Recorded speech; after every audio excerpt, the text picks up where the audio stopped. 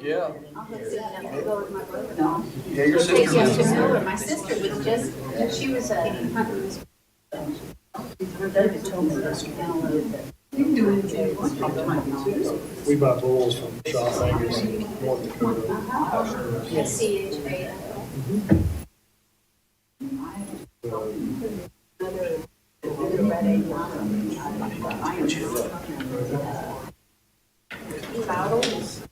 I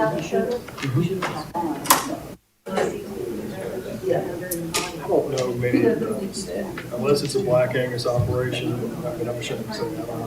What's going on there, bro? I don't watch it. They're all good cattle. My personal opinion, Black Angus is the prettiest cow. I'm gonna do it, put up with it. It's something pretty out the field, so.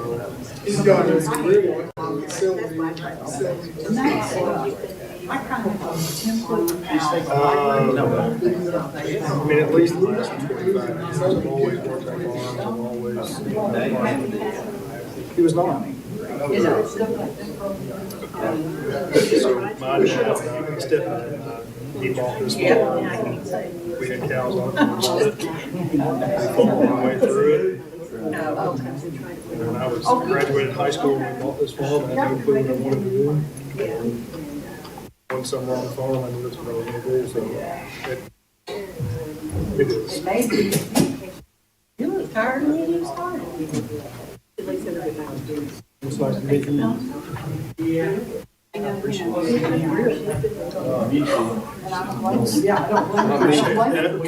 Not me. Okay. What do you, was your little girl like in college? She went back Sunday. I think it was a little sad. Yes. I don't think she can much going on that playing. Yeah. I think this is nearly 4 hours. Yeah. Where's she in school? She's in the only. When did it first mention? Yeah.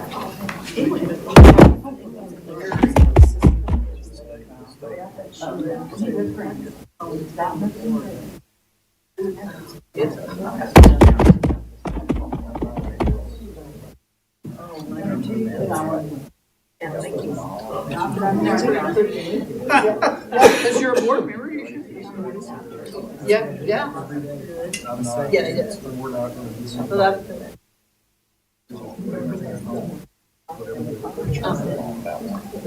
Right, and which kind are they? Because you did a lot of research. Right, they don't. Yeah, that's right. Don't you do it, unless you're gonna pay for it.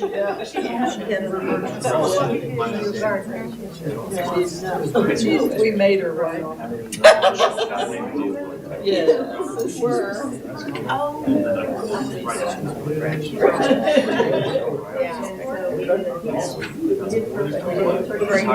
She was at the dinner. I was there. The spaghetti was so much fun. Yeah, she brought the two. I love it. How often does Ashley go down? I couldn't go down and go return. Yeah. Yeah,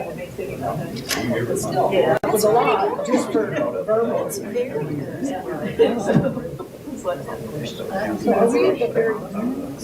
You look right. Yeah. Well,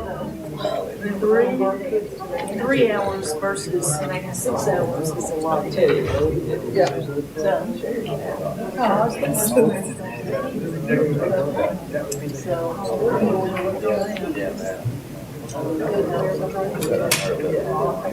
And I know, they said you think but it looks like $1 million, don't you think? Yeah, we put like that. And I put the first out, I put a base coat, one wall. Anyway, so yeah, I've done this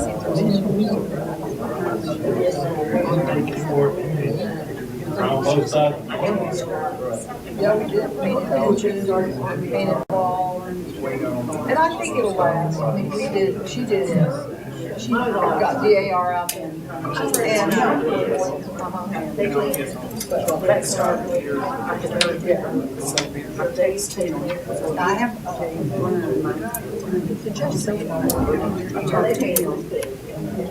yeah.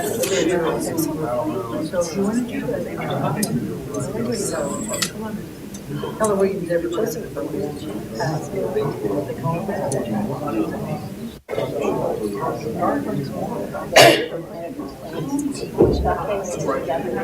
Is that daily?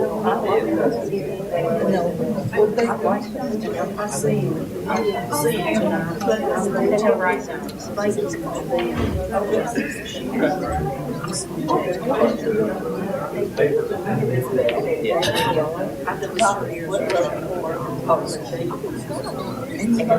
So that's a before that? Yes. Did you get the real one?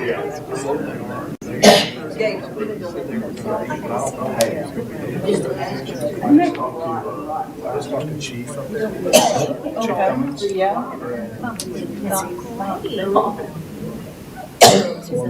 Okay, good, yeah. Did you have to blow it off? Power wash it? That's routine. See how it was.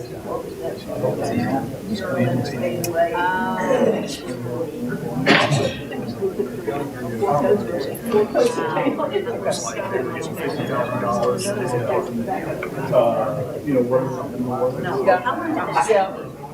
I got the, yes.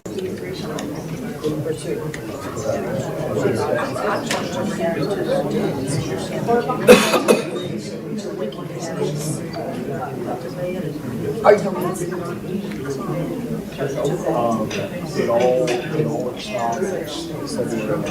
Yeah, I saw that. It's a problem. We have a volunteer card, and they all work. It's gonna be a very. Good. It also Oh, that's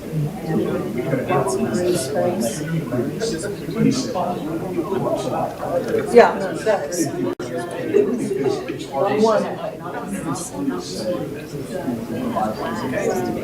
If we don't have, yeah. But we were getting it, and we are getting it. And it's on the roof. But I was worried. I don't see it. that's impressive. I wanted to do all that.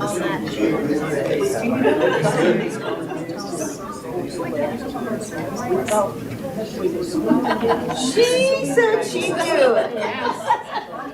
She didn't know what she was getting into. But the dance was great. Don't you think she can cut a right? She was good.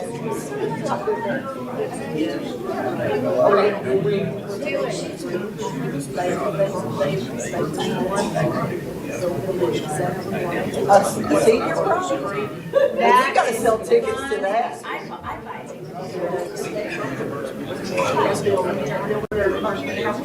How about that? Lisa senior. What's the one that's the other three top?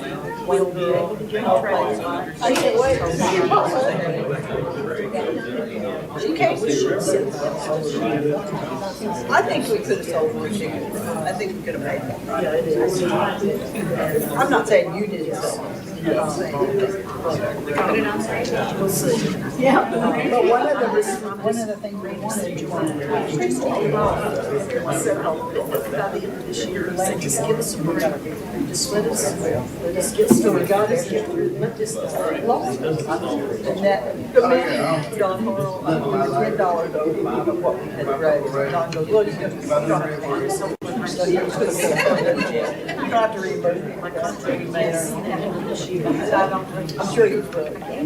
but they've already extended it for 6 months, so they probably will. Yeah, you got a lot, don't you? They would just be, And the, you know, they would just be used.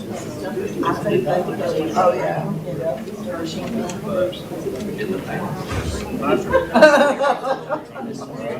Yeah.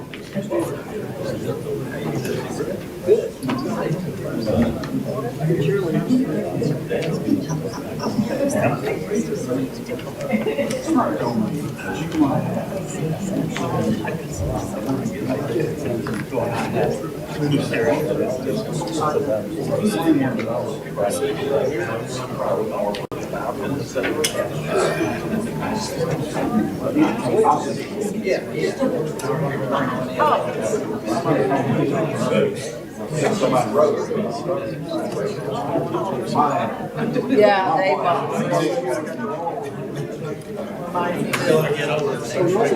He's good. Got no rock right. Next guy.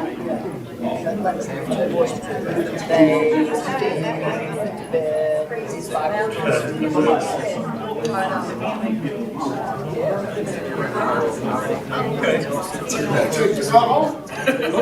Oh, yeah. Let's do that. I think it's He's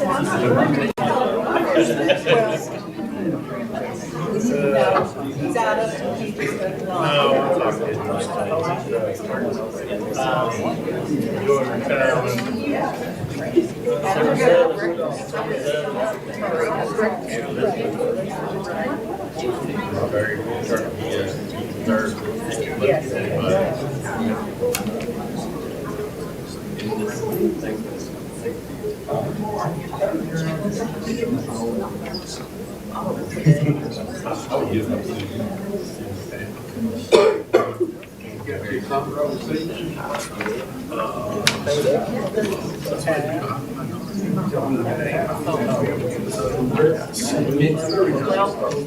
They gave bracelets, they all, I mean, they're not letting anybody else in. Do I need to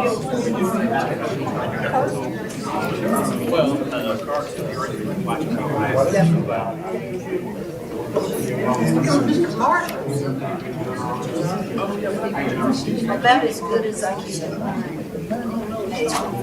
I'm good. I'm here for you. It is. You know I love you. Even when you're wrong. Tonight.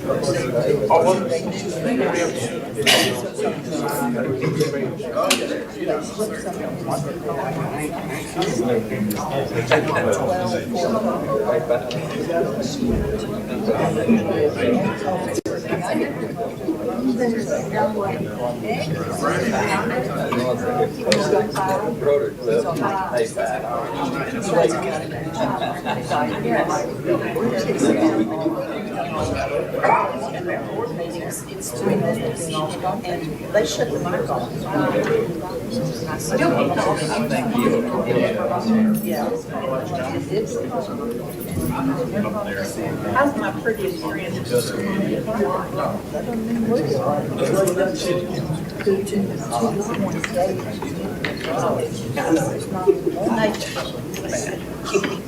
We need to start sometime. You're all right. I have to, I know, we've got to let this settle down later. But no, they are looking at contingency. Okay. No, we can't. He's trying to talk it back.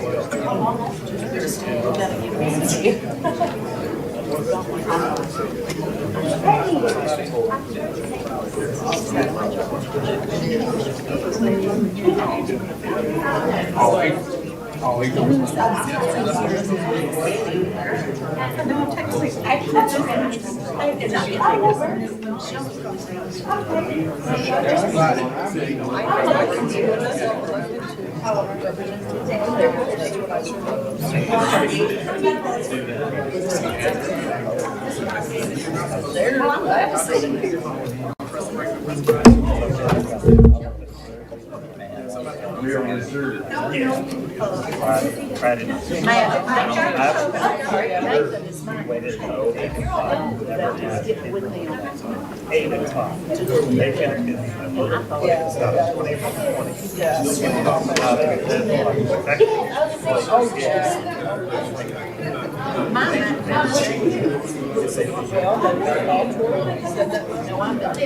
It's nice to have what's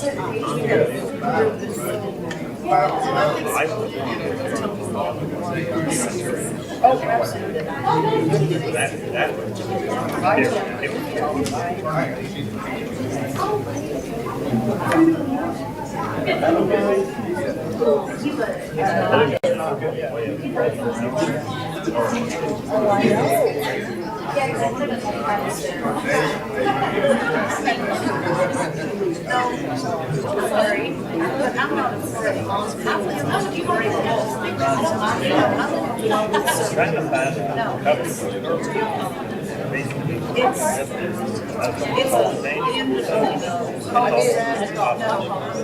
I'm not afraid. I'm not scared. But I just really, I can't. I'm trying to eat myself so that I can go up there. You know, I'll be about myself. You know, probably over here, I got 6,500. Sanders house, you know, she got 45 minutes. I stay up down there, she stays up there. It's a beautiful No,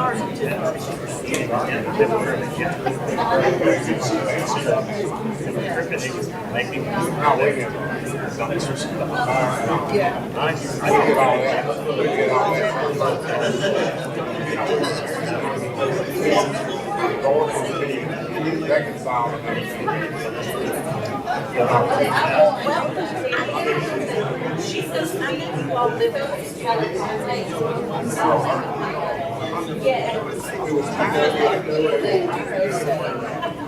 We can have it all on one.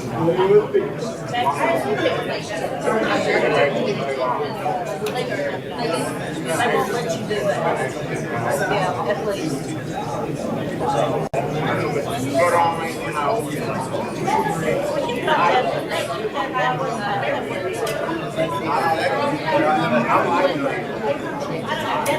That's a boss. So I just wait on the future. And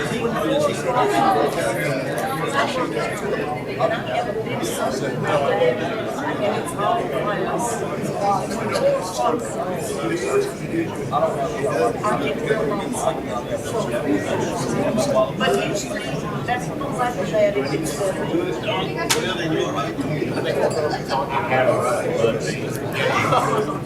I go up there at 7:30, I call them. Then I go to work. I get home. I go to my house. I'm up there between 5:30 and 6, fixing the same. Then I watch. Well, I watch Jeopardy live. And I watch the news. And we're the horse. You got a busy day. Wheel of Fortune in her house. And after Wheel of Fortune, I'm thinking about because I'm thinking about all the by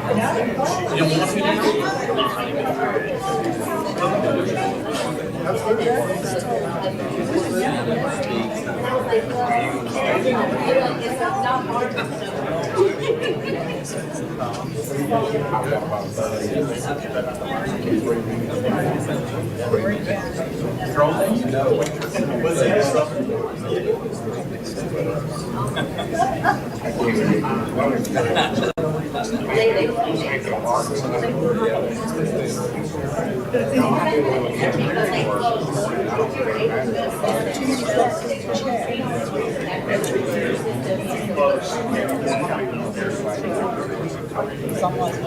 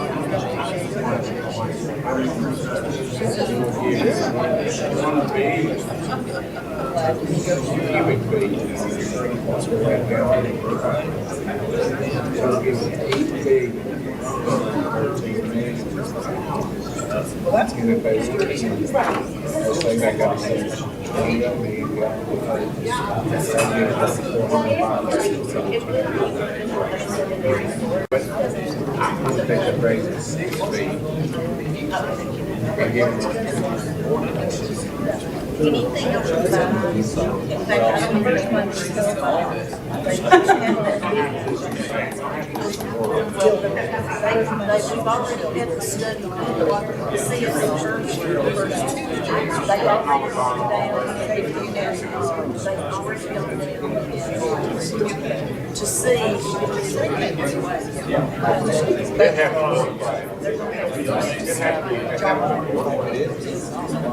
no, it is, it's important. We can find it.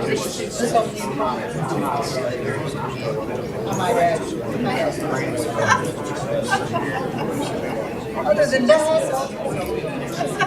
Not at all. All these important. That's a bunch of. You hear like the damn bass line. Charlie. Charlie Elkins is my name, I guess you know you. But I haven't really called enough. I'm just coming in the first time. Who was the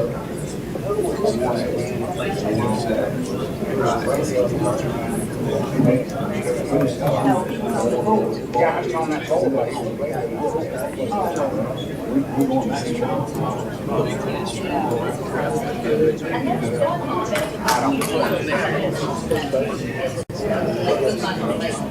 It seems to me, I want to walk. Yeah. It seems to me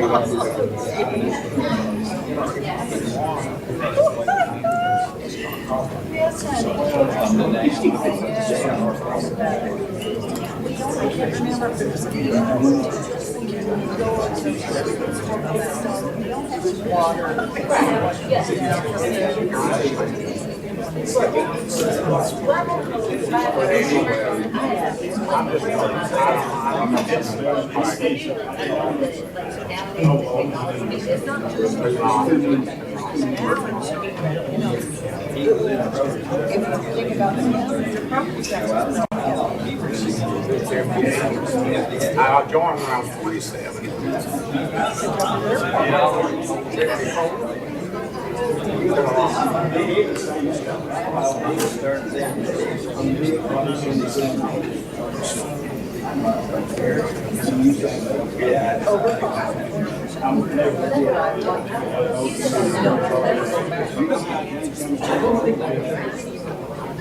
His daddy. I don't have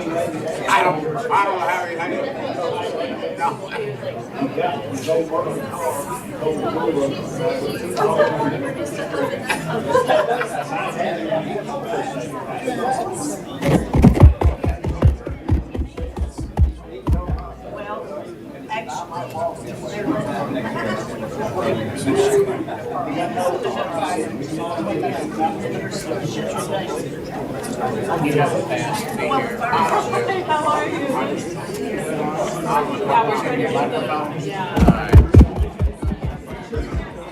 You got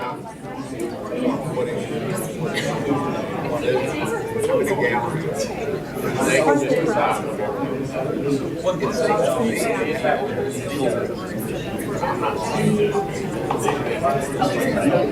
They're ready.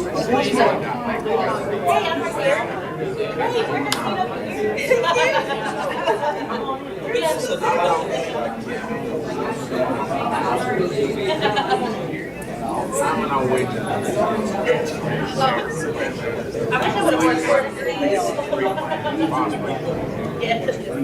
I did not factor that in my Yeah, man, scared. Yeah, man, scared. And Beverly. So anyway,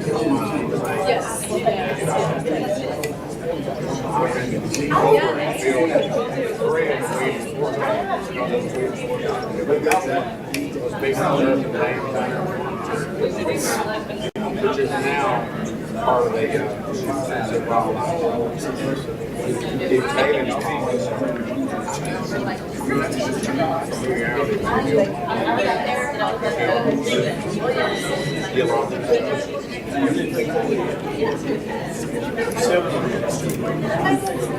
because we talking about E-Dam.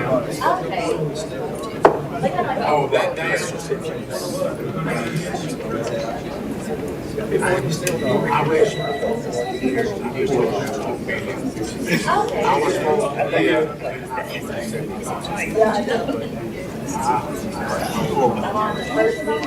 I was for the public, but now I realize it was built.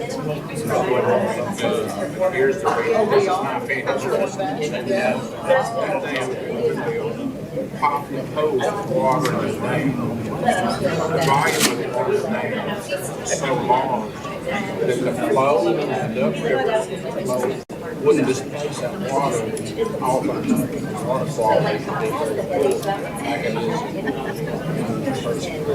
don't know. But I think it ought to be a lower water dam, but less food for the waterfall.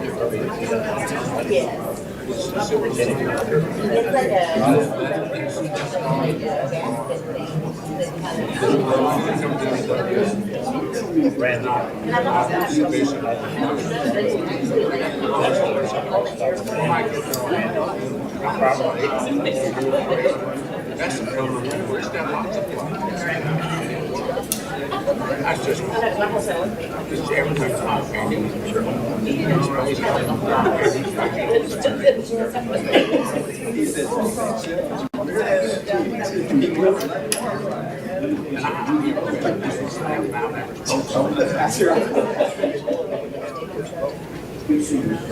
Salah, the man. Are you up to? Okay. Good to see you.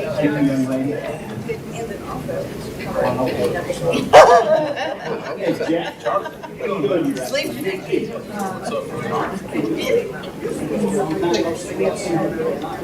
You know, they no, this is an old man. I'm not that old. I just joined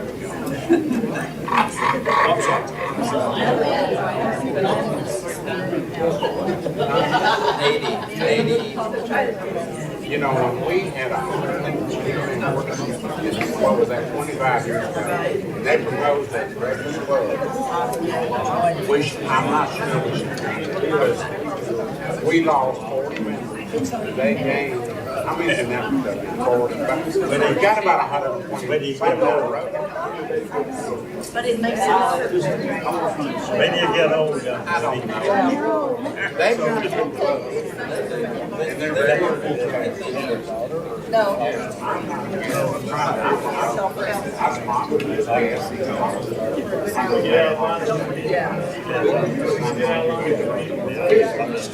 They don't miss it. Yeah.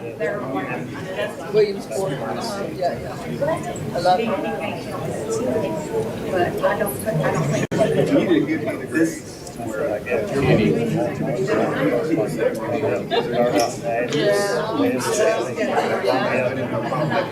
I started out David's not.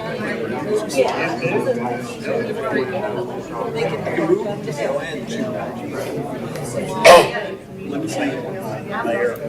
She might. I don't know. Probably need a year and a half.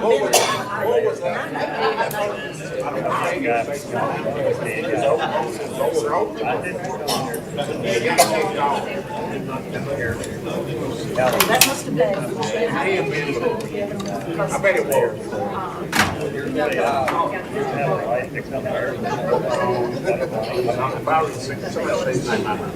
Anyway, but Oh, yeah. And we had to spend some of it to get all these studies I thought done. that was, I thought it'd be more. I thought it was 50 minutes. Well, no. The, So someone, just someone goes in there.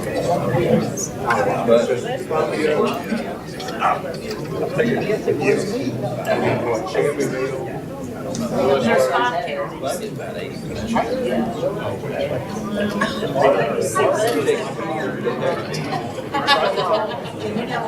You know that would be horrible.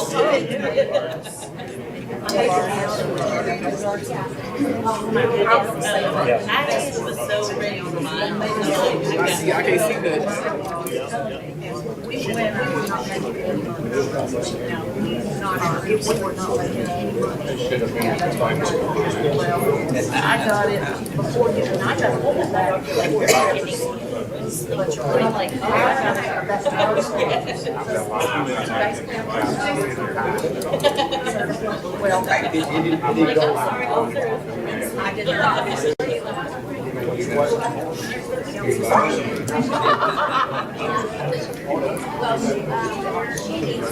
That's over 25. I mean, we've done well.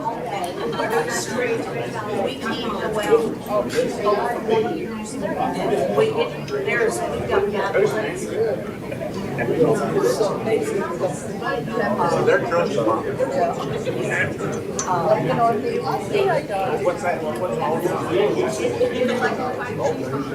It's down well, to build the water supplies, and we're getting Oh, to get that. yeah, we did that, we did to my son, he's always and said, tell him, like, I Still don't got the know. No, that's, well, I don't know if we've got a meeting coming up. Well, the 15th. It was nice to meet you.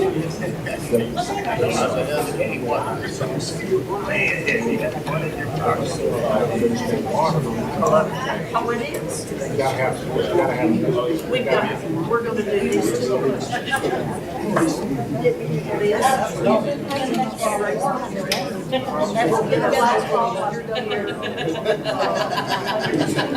That's what we're working on. We've made a lot. You still got cross water treatment plants gotta be added capacity. Well, they're working on it. They're working. Gotta do that.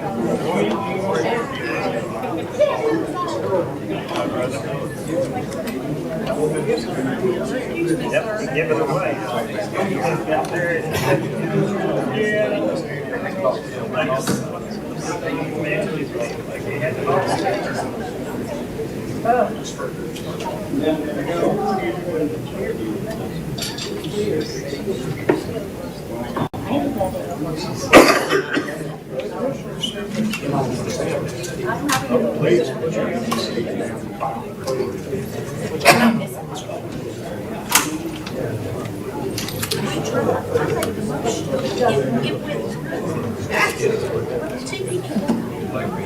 Oh, okay, it's too many cameras. There's two names. They said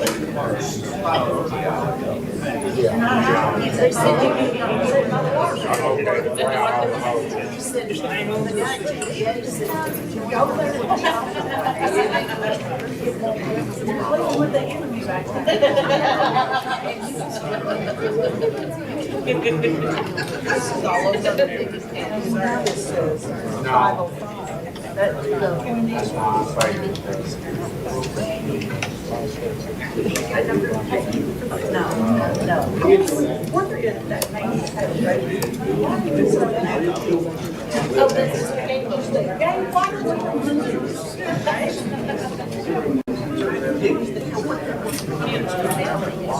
Yeah.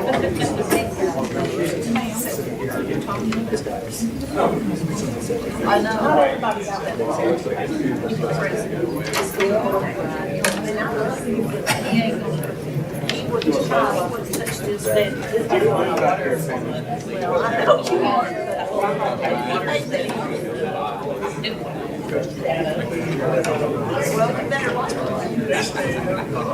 Don't you be.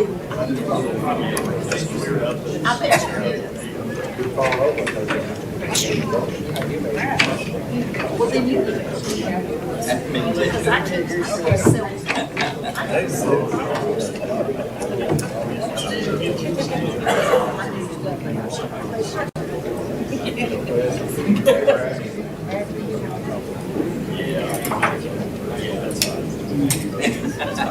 Was Randy one more day?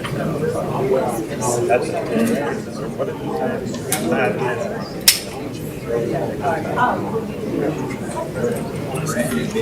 oh, Mandy, I bet Mandy. That Mandy's got yeah, man, all the man.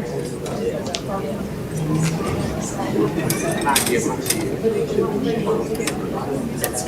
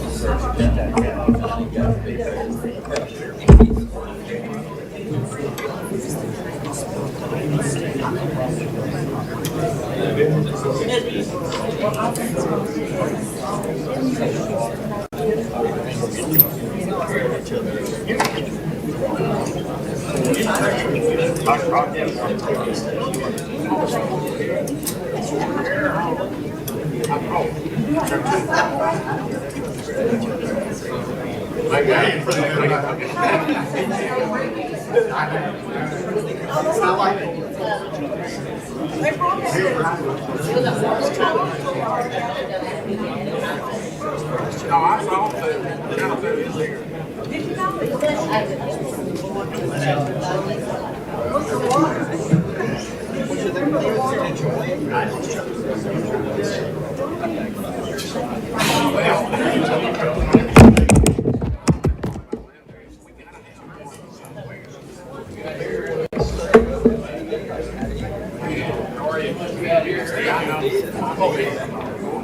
You got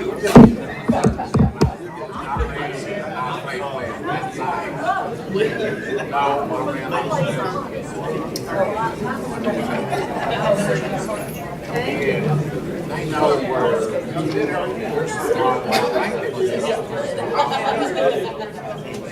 think it's I'm not in favor of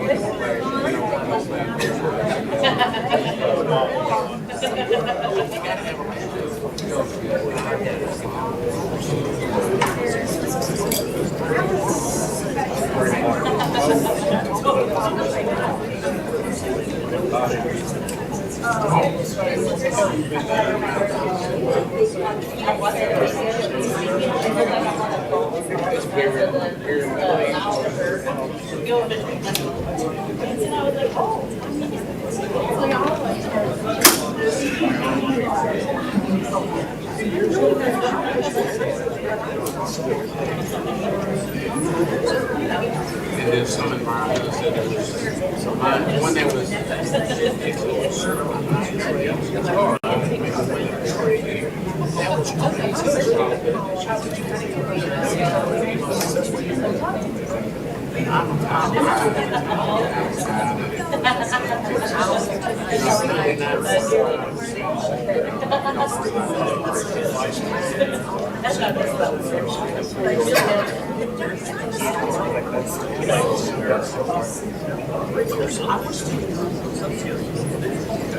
They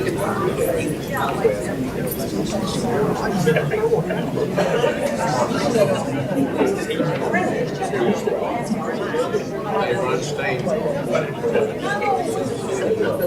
Boss, they had it, yeah. Teacher, dad, I have to be careful. But I can help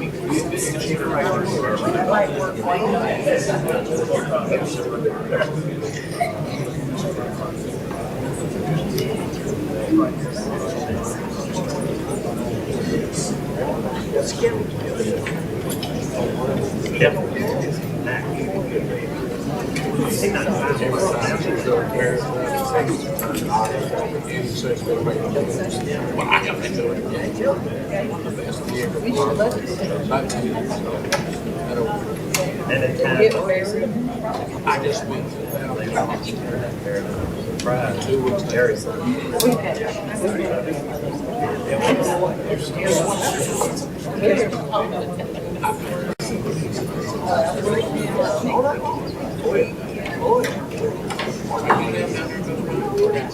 you know all about it.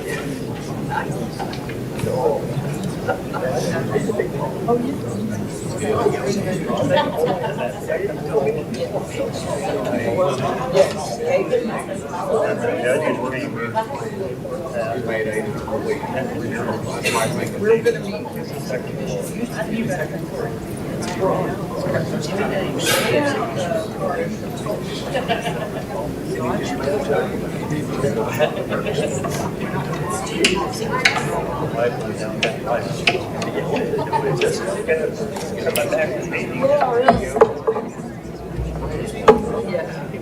Well, we enjoy that.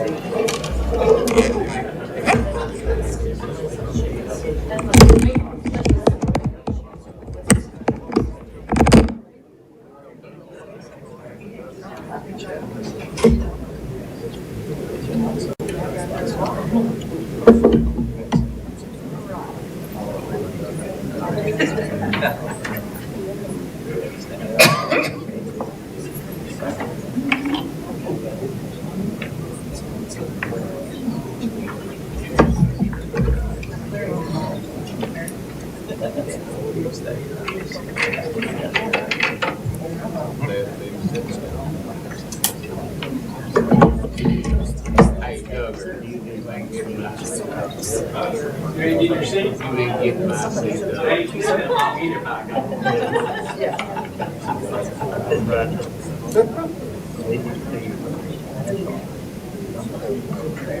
NBC National, CBS, Okay, okay. Get a mixture.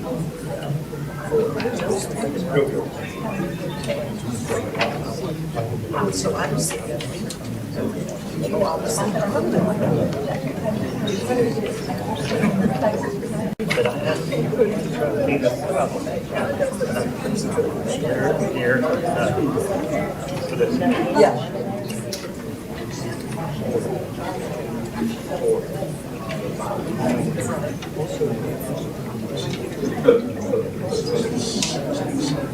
And it won't be 6 figures. I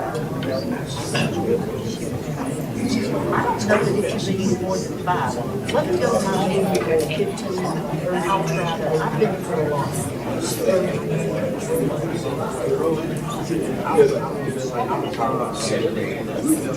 Oh, wait, Kiki, 10 figures.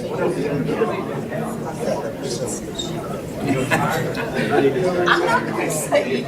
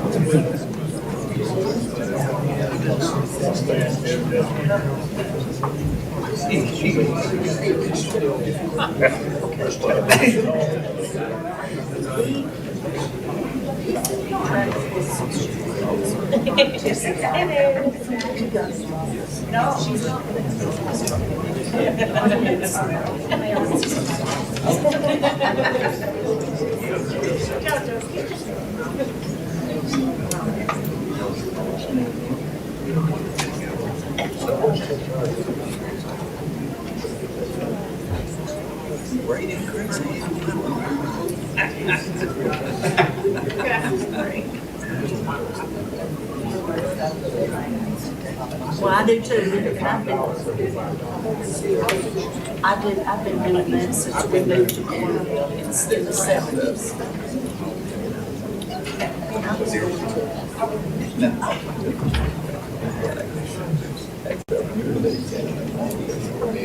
The dollars, they come to our church.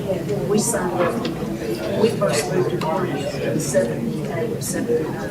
And I've been doing the dollars ever since then. The girl that does our road.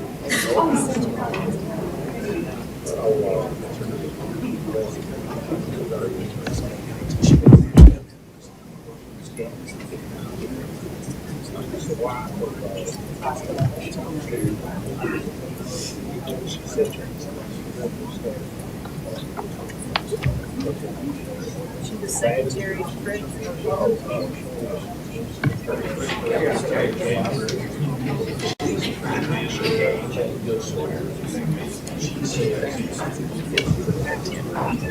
All right. Well, good evening, everyone, and welcome to the Columbia City Hall City Council chambers. Happy New Year to everyone.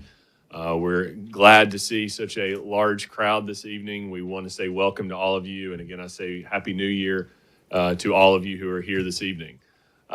We are here tonight for a City Council work session or study session, as you know that we call it. This is the first of two meetings this week. Tonight's study session will provide us an opportunity in somewhat of a more informal capacity to go through the agenda and for council members to ask questions as necessary. Obviously, there will also be a public comment period as well for this meeting. Tonight's meeting actually is making a little bit of history in that we are actually live streaming tonight's meeting as well. As many in this room know, about 7 years ago, we started live streaming our city council meetings, which are our formal voting meetings, which occur on the second Thursday of the month, which happens to be this coming Thursday. But we've not traditionally live streamed study session meetings. However, tonight we are doing that. So I'd say welcome also to all of you who are joining us on the live stream, even live as we speak, or who may be tuning in to watch this meeting later. I do want to say we do have a large crowd this evening, and I want to just make a couple of comments relative to that. First of all, relative to decorum. We know that many folks are here tonight to provide comment, and we do have the comment sheet on the Columbia Power and Water rate increase. And we welcome those comments, and we will be here until the last person who has signed up to speak has the opportunity to have their 3 minutes. And we, again, welcome you for being here. I do want to encourage all of you to be mindful that we are in a professional setting and in a public meeting, and we are not in a place of a social media chat room or otherwise. We're in a formal setting, and we are going to conduct ourselves in that professional manner. And I can promise you that that respect will be provided by all of us on this city council, and we would just request the same from each and every one of you. I mentioned tonight that we're live streamed. This happens to also be the third of what will be 5 opportunities to speak publicly on this matter relative to the water rate. As you know, this matter was on the December agenda, council meeting, which included a study session and a formal vote meeting. Tonight provides the third opportunity to speak on this matter. There will be a public hearing prior to the Thursday council meeting, which will be the fourth opportunity to speak on this matter. And then the fifth opportunity will come at the actual council meeting itself. So with that, we will go into our study session agenda, which begins with item 6.1, approve the retirement benefits for Jeremy Alsop, Police Chief, Police Department, and presentation of retirement plaque by Mayor Mulder. Mr. Massey, do you want to speak to the agenda change in that regard? Yes, Mayor, just a minor change from in the past. We wanted to go ahead and recognize and honor Chief Alsop at the beginning of the meeting on Thursday, so we moved the public hearings to immediately after that. So, This would provide an opportunity for the chief and his family to be Yes. here and then depart prior to the public hearing. yes, sir. And then is that also when Chief Haywood will be ceremonially sworn in as well? No, sir, we've decided to do that as a separate occasion. Okay, so the 6.1 will just be the retirement for Yes, Chief sir. Alsop. Okay, and that'll begin also at 5:30 as regular, right? That is right. Okay. All right, item 6.2, approve the minutes of the December 11, 2025 City Council meeting. All right, and then we will go to the consent agenda, which begins with 7.1, approve disbursements for the month of November 2025 in the amount of $4,704,985.91. Item 7.2, acknowledge receipt of Form CT-0253, report on debt obligation for Water System Revenue Anticipation Note Series 2023 extension, and then also item 7.3, acknowledge receipt of Form CT-0253, report on debt obligation for Water System Revenue Anticipation Note Series 2025. I think Mr. Jablonski has something on this, Mr. Massey. Yes, Mayor, I'd like Mr. Jablonski, if you could explain these two agenda items for council. All right, Thank thank you, Mayor and members of council. 7.2 and 7.3 are both related to debt that was approved for projects that were reviewed and approved by this council at the November meeting. Anytime that the city issues debt, for whether it's for the city or for Columbia Power and Water Systems, the comptroller requires us to disclose this form as an information-only piece of disclosure that includes key pieces of information like the rate and the term. So those, each of these, 7.2 relates to the 2023 series and 7.3 relates to the 2025 series approved in November. All right, any questions on that from Mr. Jablonski? All right, hearing none. Item 7.4, approve and authorize the mayor to execute the end-user license agreement between the City of Columbia and Local Government Corporation. Item 7.5, acceptance, 7.5, acceptance of the railroad and utility ad valorem assessments for the tax year 2025. Item 7.6, approve and authorize the mayor to execute a 5-year lease agreement between Providential Broadcasting LLC and the City of Columbia, allowing the installation and operation of equipment to receive and transmit signals on the tower located at 501 Reservoir Hill Road. Item 7.7, approve purchase from Wilson County Motors in the amount of $85,775.44 for a 2026 Chevrolet Silverado 3500 crew cab diesel pickup using statewide contract. Item 7.8, approve reimbursement in the amount of $427,500 to SDH Nashville LLC for partial surety release for Armstrong Meadows, Section 4. And the last item under the consent agenda, item 7.9, approve and authorize the mayor to sign change order number 2 between the City of Columbia and Water Management Services LLC for materials installed to connect to the existing force main elevation for the Carters Creek Force Main Relocation Project in the amount of $47,648. Mr. Massey. Yes, I'd like to ask Donnie Bushears if you could come in and explain this change order for council, please. Good evening, Mayor and Council. This is the air relief valve project on the force main for the Carters Creek Pike pump station at the intersection of Highway 7 and Industrial Park Road. If you remember, we had moved that, that force main was further off the road than our maps had shown. So when we dug to find it, we had to add an extension to the anticipated linear feet force main that we moved. So this is the last change order. This will complete the project, and it will cover the extra parts and material to get that job completed. All right. Thank you, Mr. Bushears. Good to see you. Happy New Year. Any questions for Mr. Bushears? All right. Thank you. Thank you. There being no items under Section 8 Administration, we will go to Section 9 Resolutions. Item 9.1, Resolution Number 2601, a resolution accepting ownership and maintenance of the traffic signal as well as roadway improvements at Nashville Highway and Honey Farm Way in the City of Columbia.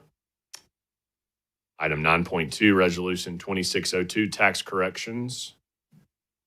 Item 9.3, resolution number 2603, a resolution to accept the streets and drainage improvements serving Morgan Meadows subdivision Phase 3 for ownership and maintenance.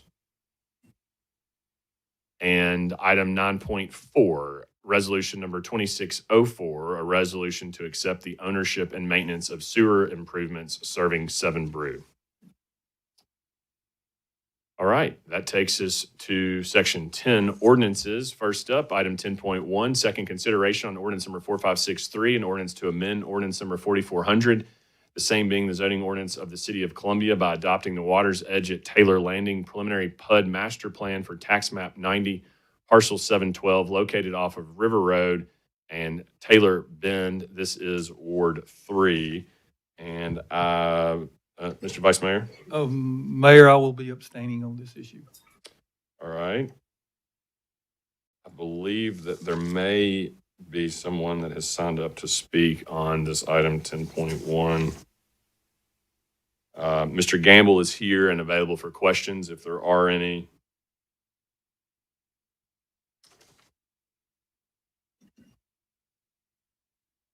And then it looks like a Dustin Kittle, Water's Edge. Mr. Kittle, does that mean you want to speak on this topic? Item 10.1. All right, Mr. Kittle. You'll come forward and state your name, please, for the record. The floor will be yours for 3 minutes. It's Dustin Kittle, and I'm a resident of the county. About 30 minutes ago, all of the city council members, as well as the city attorney, received our notice letter. It's the second notice letter that we have provided you as far as identifying the deficiencies procedurally and legally speaking related to the Water's Edge development. And I'll be very quick on this as far as this aspect of it, and we'll talk again on this Thursday night. But what the council is attempting to do is not procedurally proper. You have made a motion to reconsider.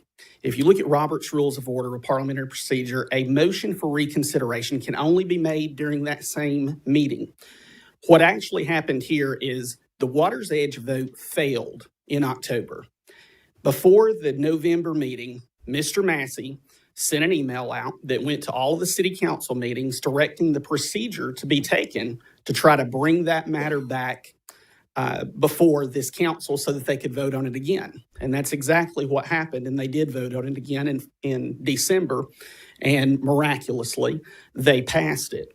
The problem with that is that's a violation of the Open Meetings Act, in my professional opinion. We had correspondence that goes out to all the city council members, not just speaking in generalities, but in speaking to the actual procedure to be used as far as the reconsideration. Yes, the city can bring back before that 1 year period, they can invite that developer to reapply, but they've got to go back to the start of that line. They've got to go back to the Planning Commission. There is no procedure under the law or the city's charter that would allow them to do the action that has been taken by the city, which is to avoid that process, have a vote that failed, and then turn around and just take a revote. The last thing that I will mention is you will receive notice tomorrow that I'm going to be representing a city employee. It's an administrative assistant. It is a widow who moved here several years ago to be closer to her grandchildren. She spoke every time the Water's Edge issue came up. She was called in by HR, told that complaints were made and that the mayor and the city manager had relayed those. And actually, they gave her a copy out of the employee handbook with a section highlighted that indicated that she had engaged in disgraceful conduct when she spoke at the October meeting. Now, if someone had engaged in disgraceful conduct, I feel like we all would have heard that. At the top of this, the discipline suggested would be termination. This is an employee that has a perfect history as far as working with the city. There is some reason that there is desperation related to this Water's Edge, and I have a feeling the other issue I'll talk about later has a lot to do with it.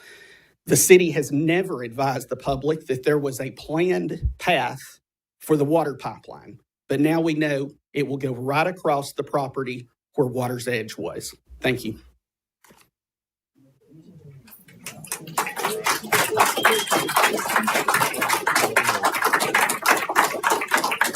I believe that is all that I had that signed up for item 10.1. 10.1. I just want to make sure that I'm not missing anyone that is signed up for item 10.1. All right, that was item 10.1. Any member of council have any questions for staff or anyone on item 10.1? I've not seen the correspondence that was referenced or any other potential litigation items, so I'm not going to really ask the city attorney, put him on the spot on that right now. But I guess I will see that later and may have some questions on that for Thursday. I haven't seen the letter. All right, item 10.2, second consideration of ordinance number 4567, an ordinance to amend Title III of the Columbia Municipal Code regarding municipal courts. Item 10.3, second consideration of ordinance number 4576, an ordinance to amend Title 18, Chapter 3 of the Columbia Municipal Code by amending 18.310 to increase the water impact fee upon new water customers to serve the demand for water system capital facilities and public improvements. And that's the impact fee item. And then item 10.4 is the second consideration of ordinance 4577, ordinance amending Title 18, Chapter 3, Section 18.303 of the Municipal Code of the City of Columbia by replacing in its entirety present schedules A and B and adopting and approving the following schedules A and B. So these are the two water-related items. I do want to point out this evening that we are pleased to have some officials from the Tennessee Department of Environment and Conservation, TDEC, as it's referred to, that are here this evening at the City of Columbia's invitation. We have April Grippo, the Director of the Division of Water Resources, and she is accompanied by the Division Deputy Director, Paula Mitchell, and also Ms. Jones, the Manager at the State Revolving Fund Program. Ms. Grippo, welcome to City Hall. Thank you for being here at the invitation of the city, and we just wanted to provide you an opportunity on behalf of TDEC to provide any comments you may have relative to these two items in the project that they will be funding. Thank you. Hi, I'm April Grippo. I'm the director of the statewide TDEC water program. At TDEC, we regulate 770 drinking water systems like CPWS, Murray County Water, Spring Hill, and Mount Pleasant, and 800 wastewater systems like the City of Columbia Wastewater Treatment Plant. I live here in unincorporated Murray County in District 9, and I also serve as Governor Lee's representative on the Duck River Development Agency Board. Joining me today are my TDEC colleagues, Paula Mitchell, the Deputy Director for Water, who also serves as TDEC's representative on the Tennessee Board of Utility Regulation, or TBOR. Vina Jones is the manager of the State Revolving Loan Fund Program, and Vina and Paula together have administered over $1.3 billion in American Rescue Plan water and wastewater infrastructure funds. Both Paula and Vina are much more knowledgeable about TDEC's loan commitment to Columbia Power and Water. What I do know is that TDEC rules drive water planning, and that state rule requires water systems to plan for an expansion when they reach 80% of design capacity. Our records at TDEC indicate that Columbia Power and Water is currently at 93% capacity, so they are required to plan for such an expansion.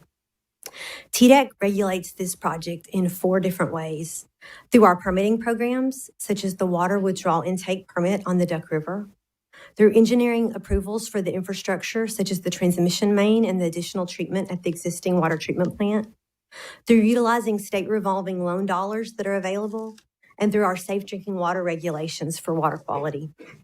I've personally been attending meetings on this topic related to the new downstream intake for Columbia Power and Water Systems since about 2018.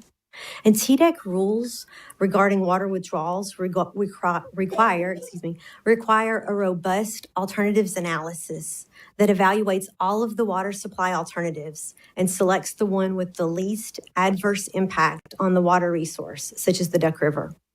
TDEC agreed through our permitting process that the new downstream intake was the preferred alternative for water supply. We put the water withdrawal permit on public notice and held a public hearing here in Columbia in the fall of 2023. We received comments for 60 days on this permit, and then we issued the permit for the new downstream intake in 2024. We received comments for 60 days. TDEC settled an appeal with environmental groups by adding provisions for water loss and drought management, and then issued a new permit with these additions in 2025. State and federal governments have permitted this downstream intake, provided low-interest loans with very favorable terms, supporting the long-term plan, and TDEC performed a robust financial sufficiency analysis for the SRF loan. For the past 6 years, TDEC has worked with each water system with an intake in the Duck River watershed, from Coffee County to here in Murray County, on growth projections, on expansion plans, and each one of these water systems has been independently pursuing a water expansion project with many of those projects funded by state grants and loans. We encourage redundancy and resiliency in these projects, such as the dual intake proposed by Columbia Power and Water.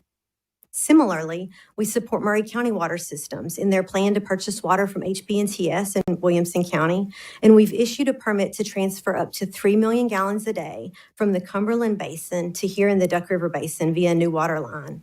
We provided a grant to help fund that project, and TDEC does not view these two projects as mutually exclusive, the new Columbia Power and Water intake and treatment plant expansion and the Murray County Water pipeline from HB&TS. We do not view those as mutually exclusive. In November of 2024, Governor Lee issued Executive Order 108, establishing the 19-member Duck River Watershed Planning Partnership that provided directives for TDEC and other agencies. That partnership has met for 6 days during the past several months, and in November, that partnership provided recommendations to Governor Lee that charged TDEC with conducting a feasibility study regarding regionalization. This study will consider the benefits of interconnecting different water systems, consolidating water systems, or forming a regional water authority. The partnership also recommended that TDEC provide a thorough analysis of long-term water supply pipeline from the Tennessee River. The new Columbia Power and Water intake has been described as the first leg to the Tennessee River. Both of the studies recommended by the partnership are in conjunction with the new CPWS intake, not in place of it. Tonight's discussion is not unique to Columbia and Murray County, as water utilities across the state are adjusting rates to ensure that they can continue to provide clean water by operating and maintaining infrastructure, along with retaining good water treatment operators on staff. Our SRF program has several examples of utilities that have experienced increases in the past year. TDEC has stated many times that water must not be a surrogate for growth planning, which is up to local governments. We don't see other infrastructure being limited to control for growth. We aren't saying no to roads because people may come. We don't say no to schools because we're afraid that we'll have more students.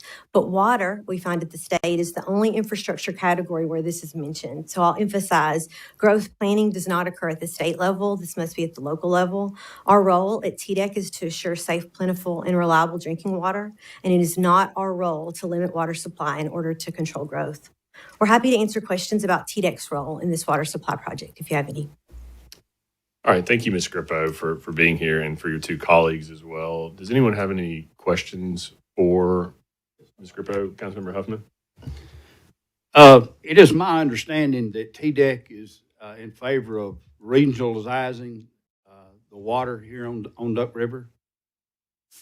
Yes, generally we support regional approaches to water and wastewater, and we're going to be conducting a study over the next few months. It's going to be due at the end of August that will provide a menu of options for the entire Duck River region, from Coffee County all the way down to our area on regional approaches. All right, if that is the case, the intake that y'all, the CPWS is a regional intake, but Columbia Power System, Water System owns it. So how can that be? So I think that the new intake could be part of any regional solution if we're looking at consolidating water utilities or changing governance policies, unifying those. They may share some infrastructure. So there's a wide range of solutions where the intake could be part of a program.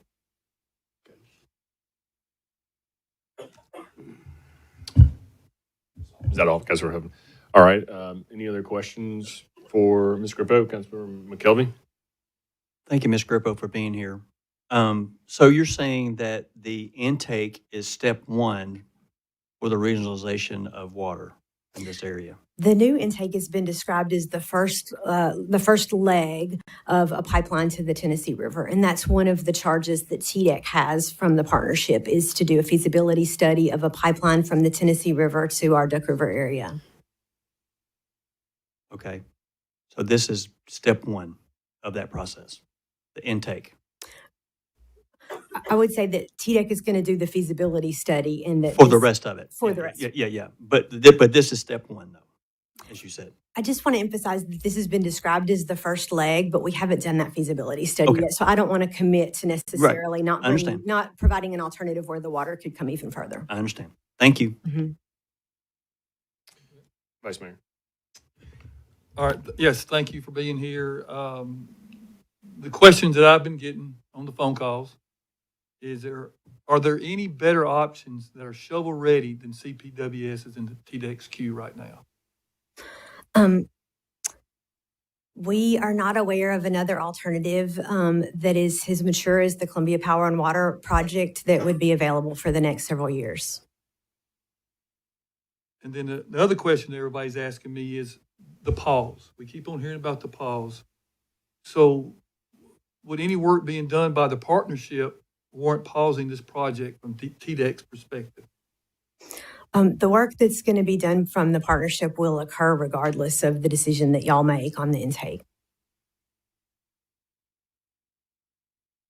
So really, there's no, what would the pause mean then? I mean, everybody says pause, it's like there's a magical answer that's going to come out of this pause. I think you said it earlier, it's talking about interconnectivity and stuff like that, correct? Yes. Okay. The state will proceed with our regionalization study and the feasibility study for the pipeline, regardless of the decision that y'all make. Ms. Grippo, has there been any discussion at TDEX level relative to the conversations that have been occurring locally regarding the Columbia Dam? Has that been something that has reached your level and or any of the partnership? Yes, that has reached my level. I'll remind you that I live here. So that has reached my level. Well, in your capacity. Certainly. At the grocery store and also in my employer.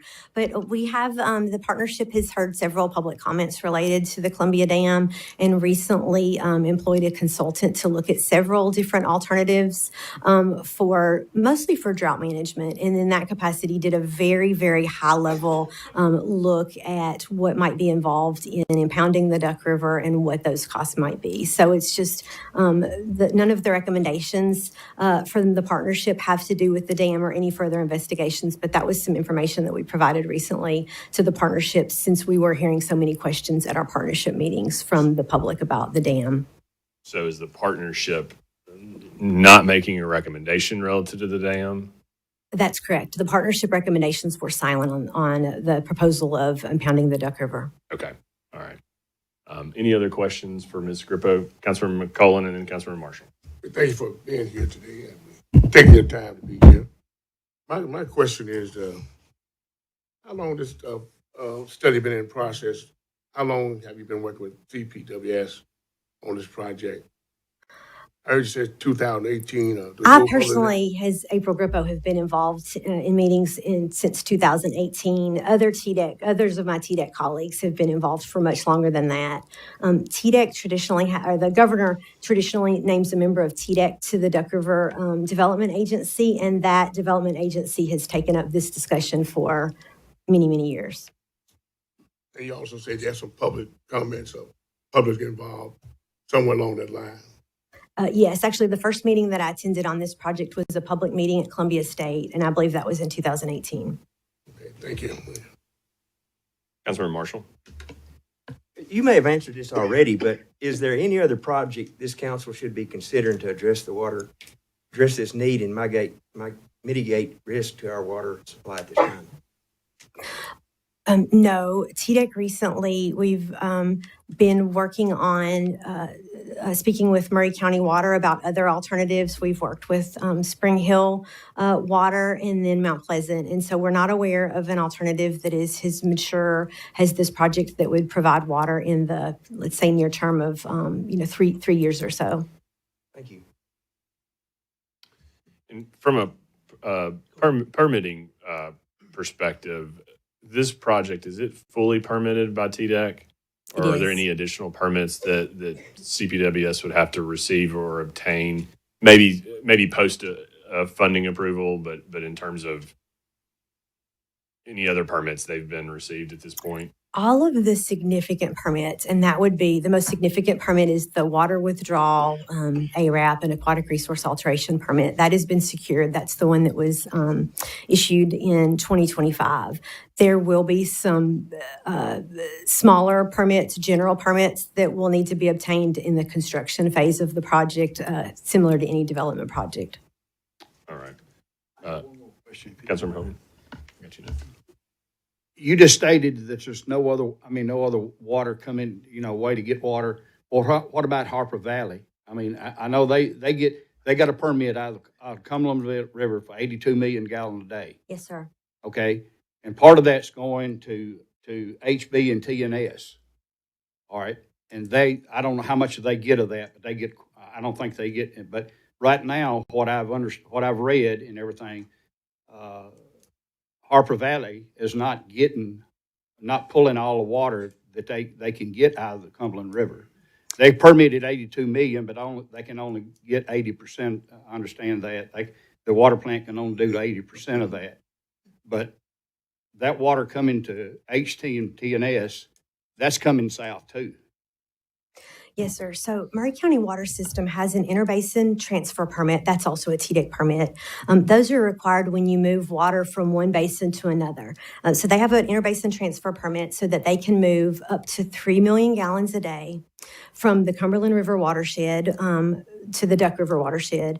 And we helped fund this project through an ARP grant of $7.7 million. And TDEC met yesterday with utilities from the Cumberland River Basin, including Harpeth Valley Utility District and HB&TS, along with Murray County Water System, about the possibility that I think has been brought up in the past several weeks of Murray County Water System purchasing more than 3 million gallons a day from HB&TS. Specifically, we asked about purchasing up to 12 additional million gallons a day for a total of 15 million gallons a day. Harpeth Valley, as you mentioned, has their intake in the Cumberland River, and the idea is that they would treat and deliver water via HB&TS to us in Murray County.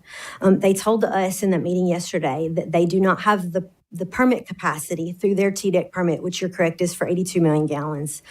They don't have the intake capacity or the treatment capacity to sell more water to us in Murray County above that 3 MGD that is currently permitted through the interbasin transfer. Further, Harpeth Valley told us that they cannot ascertain whether or not they'll have future capacity based on or how much it would cost until the Army Corps of Engineers concludes their ongoing Cumberland system study, and they've told me personally that's going to be in late 2026. Harpeth Valley did confirm that they would need to add intake pumps, that they would need to add a treatment train capacity at their existing treatment plant, and they did tell me on that call that their cost to add that treatment, that 12 additional MGD of treatment, would likely be the same as the cost that Columbia Power and Water faces for the same amount of water treatment. That approach, this alternative isn't mutually exclusive of the new downstream intake, but based on the information that I got yesterday, it would be years before we would know more about this alternative and be able to reach the point with permits and funding that Columbia Power and Water is in right now.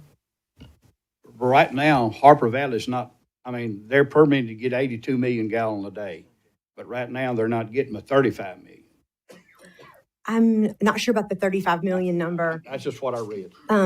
They told us that they did not anticipate for Murray County in their growth planning. And so the 82 million gallon permit, which they recently got from TDEC, I believe it was in August of 2024, that was to satisfy the growth projections of their existing customers in Williamson and Davidson counties, is what they told us. Thank you. Councilor McKelvey. So the extra millions of gallons that we're talking about has not been is not feasible at this time. The 3 million gallons is that we're talking about is absolutely feasible. You know, is been funded by TDEC, is permitted by TDEC, is under construction right now. Additional water beyond that, from 3 to possibly 15 million gallons, is uncertain at this time. Also, I'm aware that Harpeth Valley Utility District, they have fluoride in their water. Is that correct? That is correct. Harpeth Valley provides fluoridated water to HB&TS. Columbia Power and Water does not feed fluoride in their water. TDEC has a neutral position on fluoride, and it's really up to Murray County Water System or any water system that purchases fluoridated water, whether or not that's a concern for their. So we haven't had fluoridated water in Murray County since 2013, I believe. So mixing fluoridated water in with non-fluoridated water would have to be treated somehow, I would think. And it would be an extra cost if it did come to Columbia Power. It'd be an extra cost for Columbia Power to do that. I can't speculate on the costs for the utilities. I can just say that TDEC's neutral on fluoride, and that Right. would be the responsibility of the water system that would be purchasing. So fluoridated I'm sure water. there's, but like anything else, half the county would say fluoride, half the county would say no fluoride. More than likely. You may be right. I'm sorry, I don't know. No, you're fine. Thank you. Mr. Grippo, last question I have for you, and I should know the answer to this, but does Murray County Water currently have an active application for an intake of their own from the Duck River? Yes, I'm sorry, I don't remember the year, but Murray County did apply, I would say fairly early on to the Duck River project for an intake of up to 3 million gallons a day. The intake would be located in the Columbia region. We put that permit on public notice, I believe, in the fall of 2023 with some other permits at the time. We held a public hearing in the fall of 2023 for that permit. We received a significant amount of public comment because that was for a new intake in this area of the Duck River. However, I mentioned earlier that TDEC can only issue a water withdrawal permit if that is the least environmentally adverse impacts to the river. In this case, by this time, Murray County has two alternatives. They can buy water from HB&TS, or they can continue to buy water from Columbia Power and Water. And both of those are least impactful alternatives for the river. So is that application still pending, or has that been withdrawn? Or do It you is. know? It has not been withdrawn. We have not issued the permit, and it has not been denied. Okay. All right. Any other questions for Ms. Grippo? Ms. Grippo, thanks again for being here, and to your colleagues as well. If you don't mind, if you would at least stay for Columbia Power and Water, who is going to be up next to provide some comments, just in case there's any additional comments or questions that come up. We won't expect that you stay for the entirety of the public comment round, but if you wouldn't mind to stay just for the next few minutes for Columbia Power and Water. But thank you again for being here this evening, Ms. Grippo, and to your colleagues from TDEC as well. Okay, now I'm going to call up Columbia Power and Water System CEO Jonathan Harden. If you would please come and provide your overview this evening.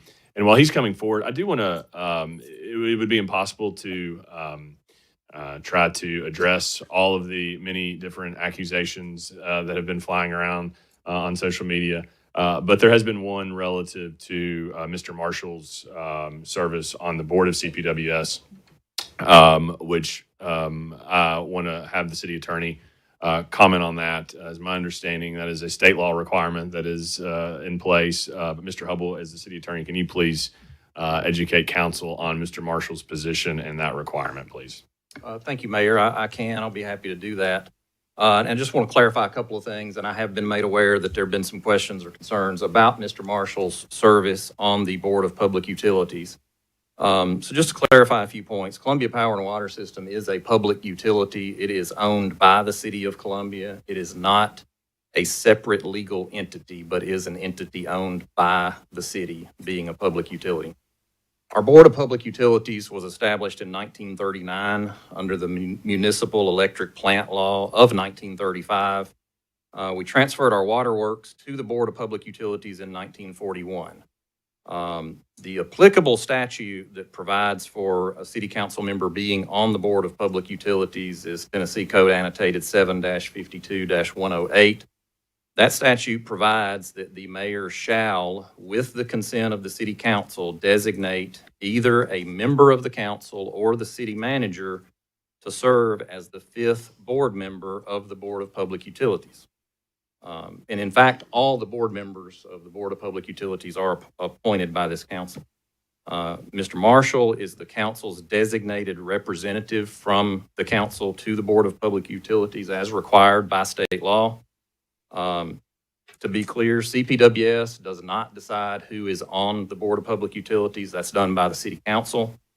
Mr. Marshall is not an employee of Columbia Power and Water System. He is not on the Board of Public Utilities independently and apart or separately from his role as a city council member. He is on the Board of Public Utilities because he is a council member and is this council's designated representative to that board. Again, this is required by state law. Board members serve without compensation, but they do receive a fee per state law of $300 for attending a meeting. I've reviewed all that over the last week or two. It is my opinion that is obviously required by state law for him to be on that board, that there is no conflict of interest associated with him being on the board. In addition to that, I called the Municipal Technical Advisory Service and talked to them and asked their opinion on that. And the attorney I spoke to at MTAS agreed, and it is also their opinion that there is no conflict of interest for Mr. Marshall serving on the board or voting on the water rate increase or the increase related to the impact fee. All right, any questions for the city attorney on that? Mr. Hubble, thank you for that overview.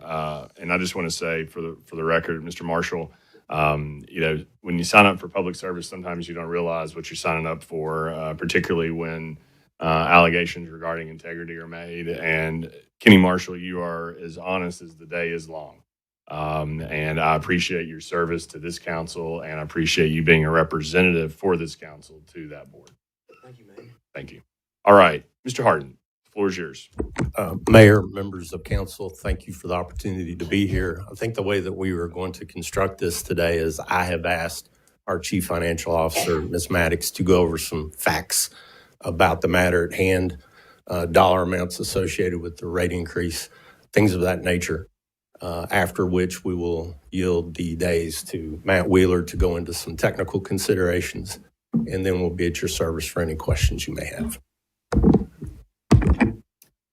Thank you for having me here. I'm Ashley Maddox, the Chief Financial Officer at Columbia Power and Water Systems. I'm going to try to cover pretty quickly the financial things we've been hearing and just want to clear up some of the things that are out there. First off, it's been said that we have $100 million in current debt. That is not true. We have a $3.9 million in a long-term municipal bond that was taken out in 2015 for metering infrastructure. And we have $16.9 million outstanding in a revenue anticipation note that is similar to a line of credit. That was the up to $70 million that this council approved in November. So in total, we currently have $21 million of long-term and short-term debt outstanding as opposed to the $100 million. I also wanted to go through kind of our funding for this project. So our first lever we were going to pull is the federal WIFIA program. They will do 49% of this project. So they've committed roughly $270 million to the project. The reason we have gone through the WIFIA front is you get a longer payback and a 5-year deferral on your loan, which lowers the impact on our ratepayers. Tennessee SRF is the next. That's the Tennessee State Revolving Fund. We have a letter of intent for $135 million. That is an attractive program for us because they base your interest rate on an ability to pay index. And the average median income in Columbia, Tennessee is around $65,000, which puts our interest rate at around 3%, well below the market rates that we could get on municipal bonds. The municipal bonds would cover the rest if there were any at the end of the project at a market rate and a 30-year payoff term. So the total loan timeline for this project will be 35 years. The depreciable life of these assets that are going to be employed are going to be a 50-year asset. And the actual expected life of these assets is 75 plus years. Our current intake and treatment plant has been around since 1950. We have no reason to think that a new one would be around any shorter amount of time. To get our rates from this project and to kind of get a recommendation, it is not something that Columbia Power and Water Systems does on our own. We have employed Raft-Tellis. They have 30 plus years in the industry, and they are well known for being the water and the wastewater rate study and rate consultants. So they have prepared an independent rate study for us, and that's where the 20% every year for 5 years came from, as well as the impact fees on developers. Financial people, me included, tend to paint everything in a worst case scenario. We want to make sure we're covered. We want to make sure that Armageddon happens, we're kind of prepared. So we do anticipate these to be a ceiling of an increase. We've tried to bake this model as conservative as we can. We think some of our interest rates are higher than we'll actually get. We think some of these construction costs are higher than they actually will be. And I assure you, at Columbia Power and Water, we have kept our rates among the lowest in the state, and we've been in operation for 86 years, and we take pride in that. We've provided clean, reliable drinking water. Our leak losses are low. We do try to run our system efficiently, and we will continue to do so. So every year we will have a cost of service study to continue to back up those rates before we bring them to you for the next year to see where we are in the project, what benefits we've seen, what negative things have happened, and adjust those rates as needed. I do want to also explain rate classes. We've gotten a lot of, low-income people, can you lower their rate? Or people that are new to the area, can you raise their rates? Unfortunately, we can't, discriminate against our customer base. We have to have a cost of service study that dictates, a residential customer, this is the cost to serve you. A commercial customer, this is the cost to serve you. Inside the city, outside. And we have to do our rate schedule as such. So it has to be fully vetted by a Tennessee comptroller. Unfortunately, we are not allowed to kind of set up our own rate schedules. I did want to go through, I know 149%, I've seen that all over social media. That's huge. I know that's a big number. 149% of lower rates is not as bad. So I just wanted to translate into dollar amounts instead of the percentage increases. We have 61% of our customer base currently that has a bill less than $35 a month. 61% of our customer base water bill is less than $35 a month. So if you take that 20% on average, and of course in the beginning years it's going to be lower. The first year it's $7 increase on an average bill. And when I say average, that's 5,000 gallons of usage and a household of 4. So that's around a $10 increase per year, get you to about a $50 increase at the end of that. For a household of 2 with 2,500 gallons of usage, which would be your fixed income people, you're going to see about a $38 increase over the 5-year period. So after all those 20% increases, it's $38 a month. Then you'll get there gradually. Now, I do not want to scoff at the amount. For some people, they won't notice this. For a vast majority of the city of Columbia, people will notice these increases. This is the largest increase we've ever done and better be the largest one in my time at Columbia Power that we ever do. This is not a typical rate increase. This is an infrastructure and a necessity. We will do everything in our power. We have variable billing that we offer. We have payment arrangements, and we have many resources that we reach out to for people that that struggle to pay their power and water bills. And we will continue to utilize those every chance we get to make sure that this does not impact our low-income families, and we'll do everything in our power to do so. There are handouts available if you want to grab them. The 149% does not translate to 149% on Maury County water customers. We've had a lot of Maury County water customers reach out to us. For the 5,000 gallon user, over the 5 years, it translates to 38%. And for a 2,500 two-family user, it would translate to about 28% or $14 over the 5 years. So it's important to kind of see how that impacts your area. So handouts are out there if people want to pick those up. Just so people, if this were to pass, we want people to get ahead of this as best they can as well. Yes. Yes, sir. Those are it. And that's all I've got. Can we ask Ms. Maddox a couple questions before we Sure. Transition to the next one up? Vice Mayor? The biggest questions I've had was the 149%. Can you go over that just a touch Yes, sir. slower so I can make better notes?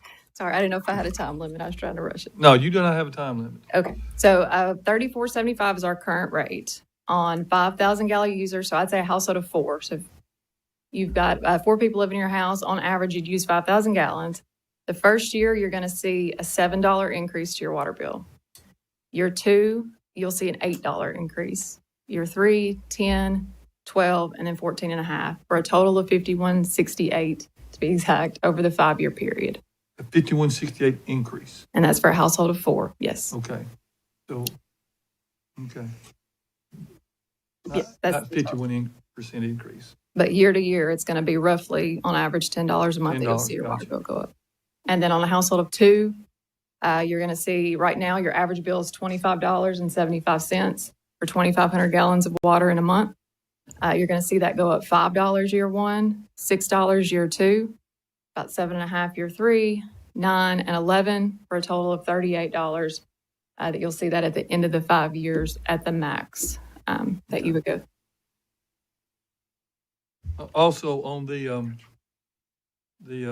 next question I have is when we say about, you said you went up on the impact fees are going up. The people that are calling are asking, how does that affect my bill on the tail end? Like you said, your new anticipated revenue, how is that going to affect everything? Yes, sir. So in this model, there is a very low growth rate, and with that comes a low expectation of impact fees coming in to fund our model. So if growth stays the same, which it's obviously we all know how quickly it's gone, that will only bring down these rates. We would prefer put rate increases on the developers than the people that have been here. So the more of that comes in, the less impact it would have on our customers. And y'all look at that every year? I look at it more than that, Well, but yes, we will have an then you present independent to us rate study. Every you'll year, present to you council. guys will be able to review that as well. But you're not able to contemplate the impact fees at this stage of the funding. Is that right? We recognize some. We recognized a lower growth rate, really less than half of what we've actually seen on average, even not even some of these crazier growth years into the model, but not near even what on average we've seen. So some has been contemplated. Very little, yes. All right, Councilmember Marshall. Yes, those numbers you were giving out, that's if you don't get any money extra. Yes, so we currently, and that's something else you'll see, we did get 2 lobbyists to try to get funding. We saw this early on. We got the last permit, I believe, early 2025. So the next step is kind of, okay, so now what does this cost? When we first started this, it was under $200 million. Now it's 500. So the inflation has affected us drastically. So we knew, we don't want to put this on the back of our citizens. I mean, you don't want to do that. So we got 2 lobbyists that are trying to get us funding at the state and federal level. And we are actively seeking any grant. I know rural utilities typically will get grants a lot more frequently because they're more spread out and they do have an economies of scale issue. So they typically will get the rural grants. But yes, we are actively seeking any other funding source we could possibly get. Thank you. And the next question I've always had is, how much bonuses are CPWS get, and are they nonprofit? Yes. Can you explain that to how y'all work that? As low as our rates are, I think you can see that we operate on a very thin margin. We're not operating this for profit. We're public servants. We are there to keep lights on, keep water flowing, and do it at the lowest possible margin. There are no bonuses. I'm not getting a raise unless, he decides. No, we do not. We there's no bonuses, no pay increases, no raises, no kickbacks, no. Councilmember McKelvey. And these numbers you're talking about here, this is worst case scenario, is that correct? Yes, that is built around the very conservative approach of kind of all factors. So barring any apocalyptic, anything like that, this is, and you anticipate maybe years 3, 4, and 5 could potentially go down depending on. That is the hope. That's the hope. That would be what we would hope for, Right. assuming that the conservative things that were built in the model come to fruition. Right. Thank you. Last question I have for you, Ms. Maddox, because it is true when you say the numbers in terms of the actual dollar amount, it's less than what you think when you hear the percentage, but those dollar amounts still do matter, and to people on fixed income, that will have an impact. And I just wonder if there's any effort with respect to these newly hired lobbyists relative to the low-income household water assistance program that wasn't in place on the federal level that could come in to provide assistance to those on fixed incomes. And then on the Columbia Power's side, I know the Good Samaritan program is in place on the I believe it's just on the electric side only. Is there some thought that could potentially pour over into the water as well? We will do everything we can. The program you mentioned first, we've already started to look into that to see if we can't get something started there too. And on the Good Samaritan, we will look at extending that. Any possible thing we can do, we will attempt to do. I'm over the director of customer service. I hear these stories every day. They're heartbreaking. It is near and dear to my heart to make sure that our low-income families can still live here. All right. Any other questions for Ms. Maddox? Councilmember Huffman. The figures you throwing out, that's not counting the $16 or $18 fee that you got to pay where you get in water or not, are you? Yes, sir, it is. So that $34.75 that I said current is for the 5,000 gallons. That would be $16.75 customer charge and a $3.60 times the 5,000 gallons. Okay. Yes, I don't sir. know where you get your figures, but my wife, we don't use 5,000 gallons. We took our water bill and add 20% to it for 5 years, and it's going to be way over what you're quoting there. And we don't use 5,000 gallons. So, Mr. Huffman, I'd be glad to look at your Okay. bill personally, All and right. we can go through it. but another thing too, and this has come straight from the comptroller's office in Nashville. What they told me, the head financial guy at the comptroller's office said it would not be a good idea for the city council to vote on something that they had never seen an amortization on it, how you going to pay it back. That's come straight from the head comptroller's office in Nashville. We have the amortization schedule. Well, we hadn't seen it. You're welcome to it. I think that should be brought, I think that should be divided. Should be. Yes, sir. given It's to part of us. our studies. We have it. Any other questions for Ms. Maddox? Hearing none. Mr. Harden? Thank you, Ms. Maddox. Thank you, Ashley. Now I'm going to yield the days to Matt Wheeler to go through some technical considerations and then open it up for some questions. Good evening, council members. I appreciate the opportunity to speak before you again.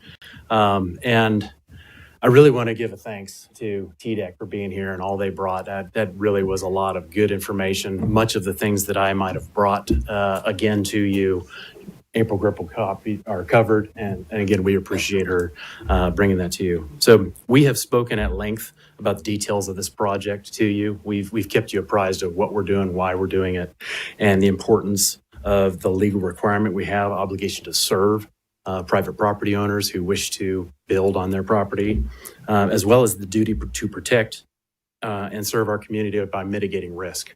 And we've identified a real risk at the existing intake on the Columbia River behind Riverside Dam that needs to be mitigated due to potential for drought or natural disaster, which would render us unable to serve our community.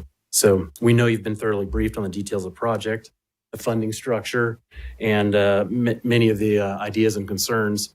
But we've also been asked to address some of the additional information that's been out there, the fodder, if you will, the noise.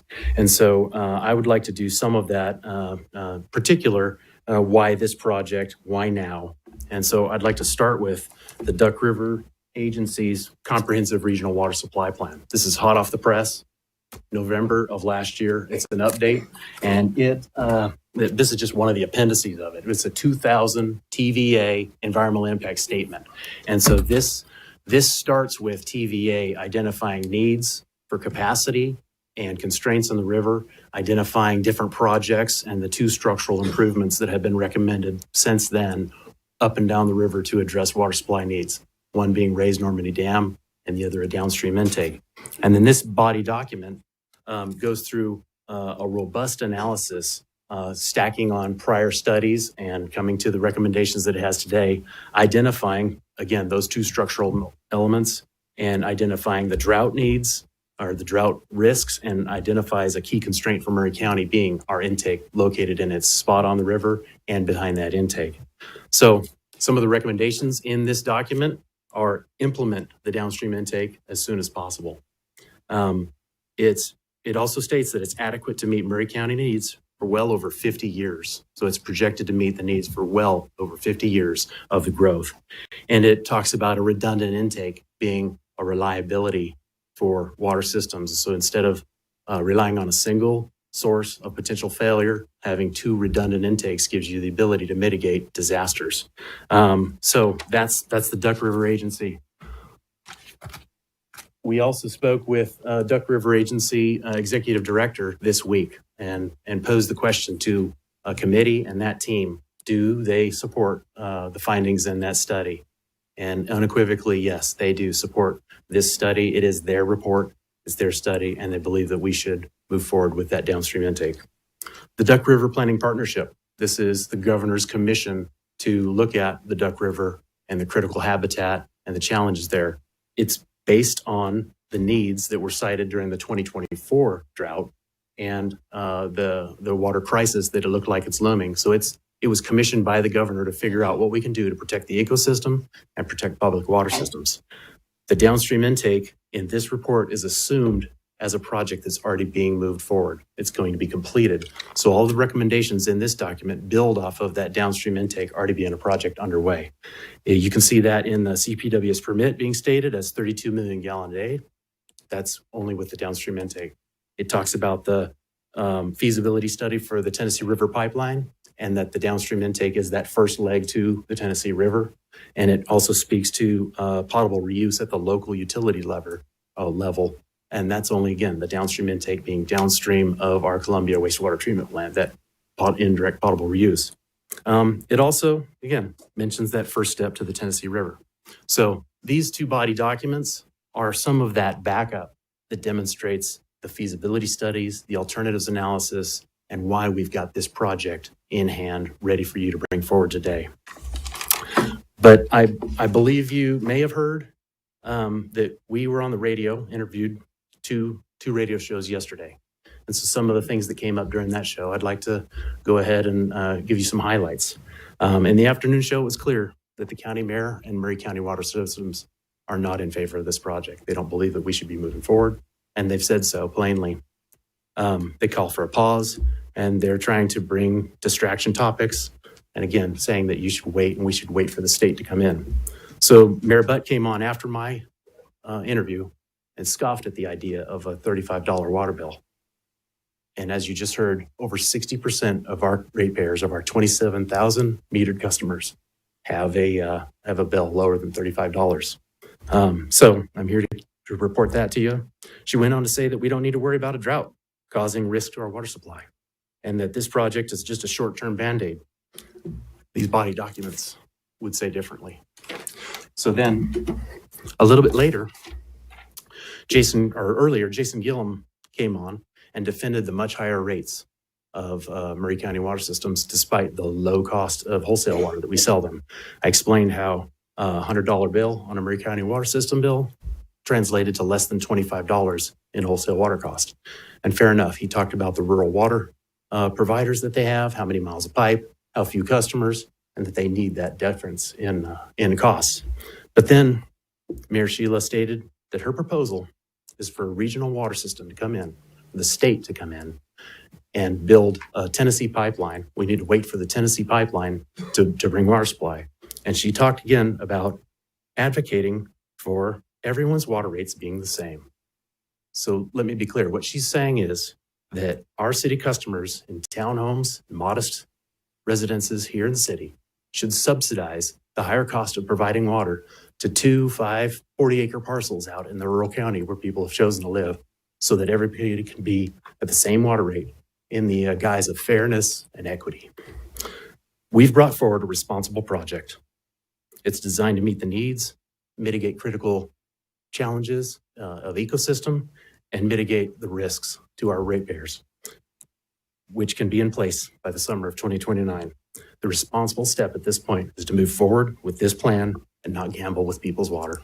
And that's what I want to bring you, and I'm here to answer questions. All right. Thank you, Mr. Wheeler. Any questions of Mr. Wheeler or Mr. Harden or Ms. Maddox? Vice Mayor? Also, on the phone conversations I've been having, they wanted to know what other projects that y'all have looked at. What projects have y'all, CPWS, looked at during y'all study? I think April Grippo did a great job of describing how we had to go through a robust feasibility analysis, alternatives analysis, to demonstrate that the projects that would be considered are the least environmental impact and least cost to bring the project forward to our customers. So we looked at HP&TS pipelines.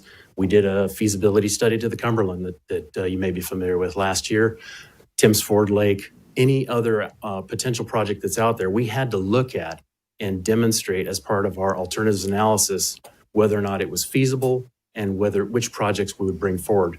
And again, both the body documents that are prepared by other stakeholders, as well as our efforts in the permit process, we had to demonstrate what was the right project. This is the project that came to the surface and why we continue to bring. And Vice Mayor McBroom, I would like to mention that the documents that Matt Wheeler is referencing right now are available for public consumption on the Duck River Agency's website. Any other questions for CPWS at this time? All right. Hearing no questions, thank you, CPWS. I told TDEC that they are allowed to leave, although I would suggest maybe CPWS, if you don't mind sticking around for the public comments, if there are any other questions that come up from council. Thank you, Mayor. Thank you. All right, we will now move into the public comment round. I have a few sheets to go through here.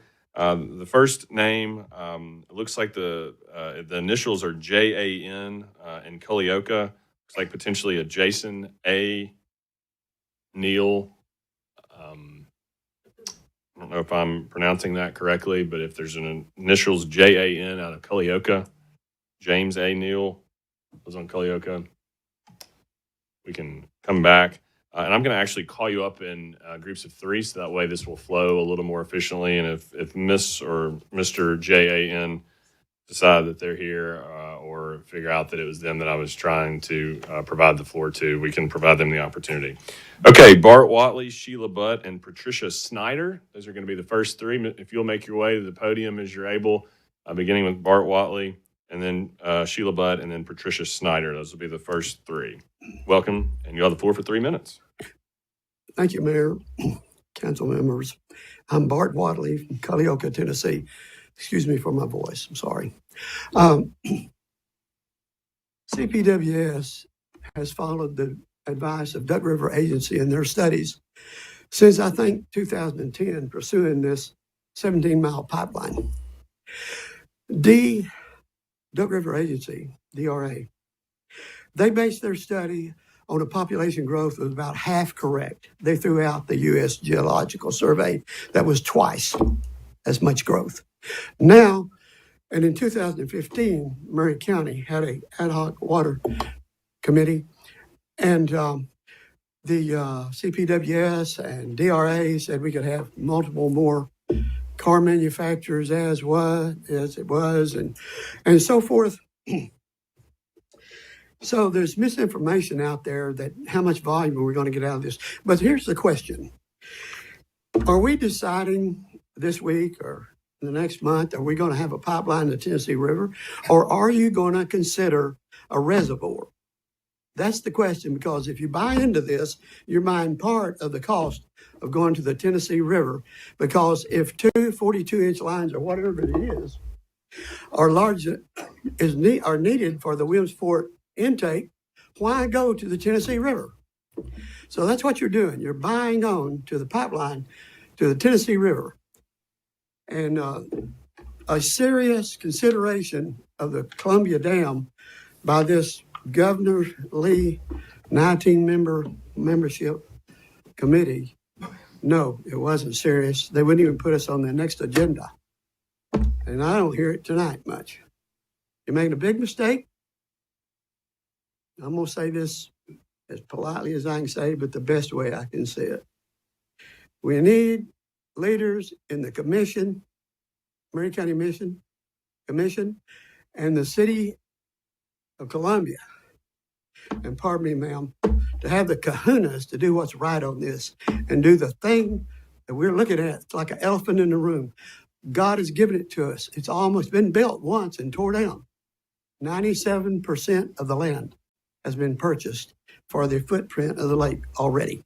Thank you very much.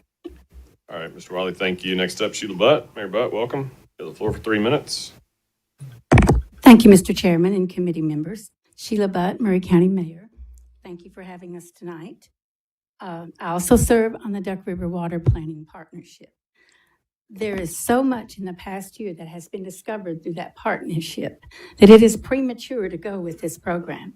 I do have to say that addressing Matt's comments, I believe on the radio yesterday that Matt Murphy said, so basically, Matt, you're telling people who don't go along with your program to pound sand.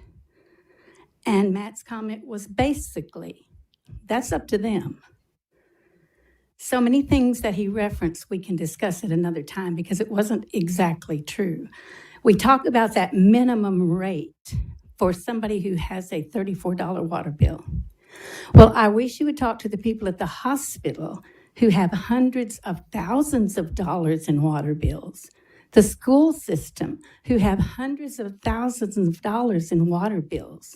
This is going to cost them exponentially, and that cost is going to come back to us.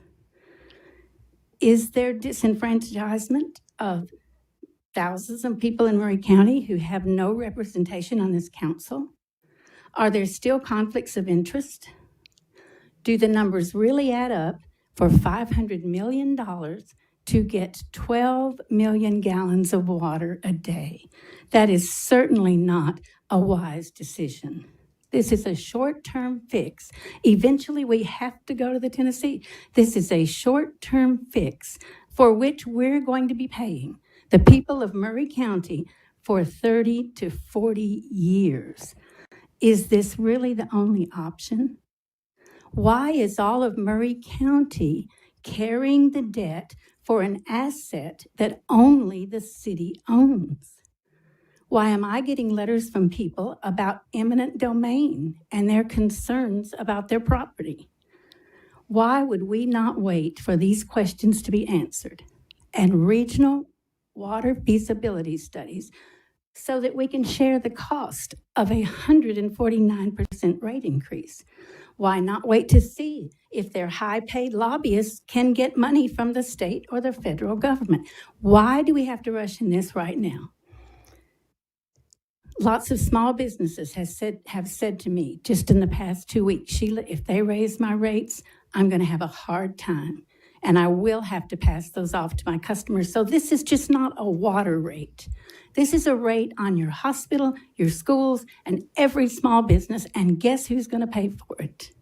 We are. Now, the rest of my comments I'm going to direct as one elected official to another.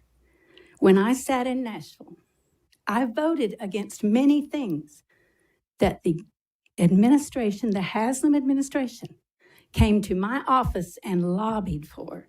Sheila, you have to vote for this. I was told if I didn't pass the gas tax that I'd never get reelected again.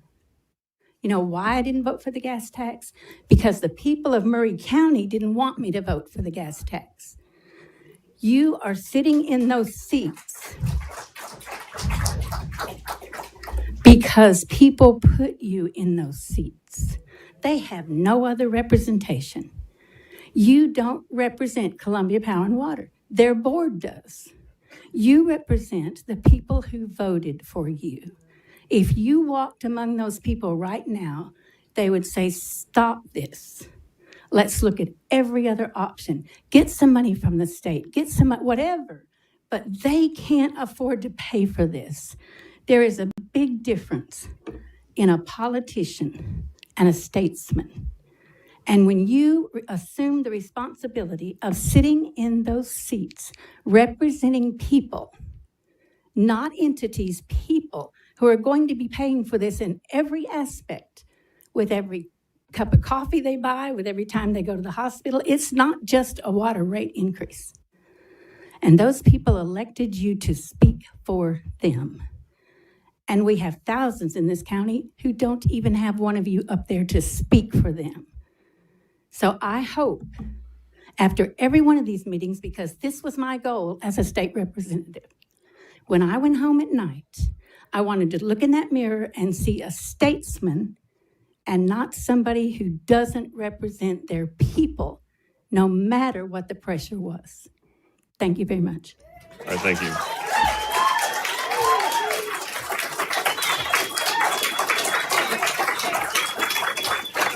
Next up will be Patricia Snyder, and after Ms. Snyder, we'll have Chris Gramling and then Clay Buttrey. Ms. Snyder, welcome. Hi, thank you. I just have a couple questions. One's for CWPS.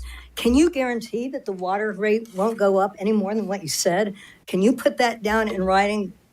You'll not see any more increase than $5 a year. We know how things go. You vote for increases, and it's always more. And my question is actually for you to answer to the people. Why not put a moratorium on the building, which all this construction is part of what has caused the problem? Put a moratorium on the building and then put ideas out for everyone to have a chance and put it in plain English instead of legalese, because you're talking to a whole lot of people who are not attorneys.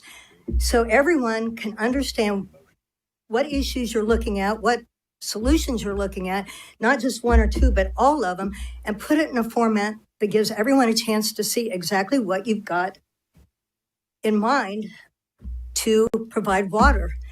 And as I said, this question is for the people. It's not just for me, it's for everyone. How do you make it so everyone can understand what you're doing? Thank you. Thank you. Next up, we'll have Chris Gramling and then Clay Buttrey. Mr. Gramling, you'll have the floor for 3 minutes. Welcome. Hi, everyone. I'm Chris Gramling. I'm a resident of the county. I'm exhausted, so I don't have a prepared thing like I had last time. I'm just going to read off some thoughts and some questions. This with respect to everyone here. I do appreciate the decorum, and there's nothing personal. But here's a question. If CPWS has already been caught selling water out of our area, I personally find it hard to believe that their self-produced documents are accurate, absent a robust and independent third-party audit. Pardon me. I also know the growth expectations for Maury County were significantly off, so I don't know if this thing is really going to push us through 50 years. And this is also not just about low-income people vis-a-vis the Good Samaritan, help. Don't we remember the rancher that was in here at the last meeting? And he told us all how it's going to cause his water costs will be higher than his fertilizer costs. Did we forget about that guy? Did we forget about that the Great Seal of Tennessee, the most prominent thing in there, says agriculture? Are we just selling out? Why don't we just put private equity or water or I don't know, politicking up there and just toss agriculture out? Because it feels like that's where we're going. What else do I got here? If CPWS is truly agnostic to the value of development, why have their representatives expressed concern to me about impact fees discouraging developers? Now, I know the impact fees aren't going to offset all of this, but then that begs the question, why are we doing this project, or why are we contemplating this project and not looking at other things like Sheila said? What else? Correct me if I'm wrong, but my understanding is that TDEC considers 20% loss of uptaken water acceptable. If I was a CEO running a business that lost 20% of its input materials, the shareholders, who in this case are akin to taxpayers and ratepayers, would consider me grossly incompetent and remove me from my position. So I think there's sort of this authority fallacy, and there's no offense to TDEC. I appreciate what you guys are doing, or to CPWS, but I do think we need to have more eyes on this. It's just not, it doesn't make any sense. And then the final thing is about this, all of this, these accusations and whatnot that have been flying around online and whatnot. There's clearly conflict of interest. Whether it's tied in to this particular project or not, I don't know, but I'm prepared to bankroll finding that out personally. More importantly, the appearance of any impropriety or any sort of conflict of interest is deeply damaging to democracy. And henceforth, it's damaging to this project. We have to stop. Thank you. Thank you, Mr. Gramling.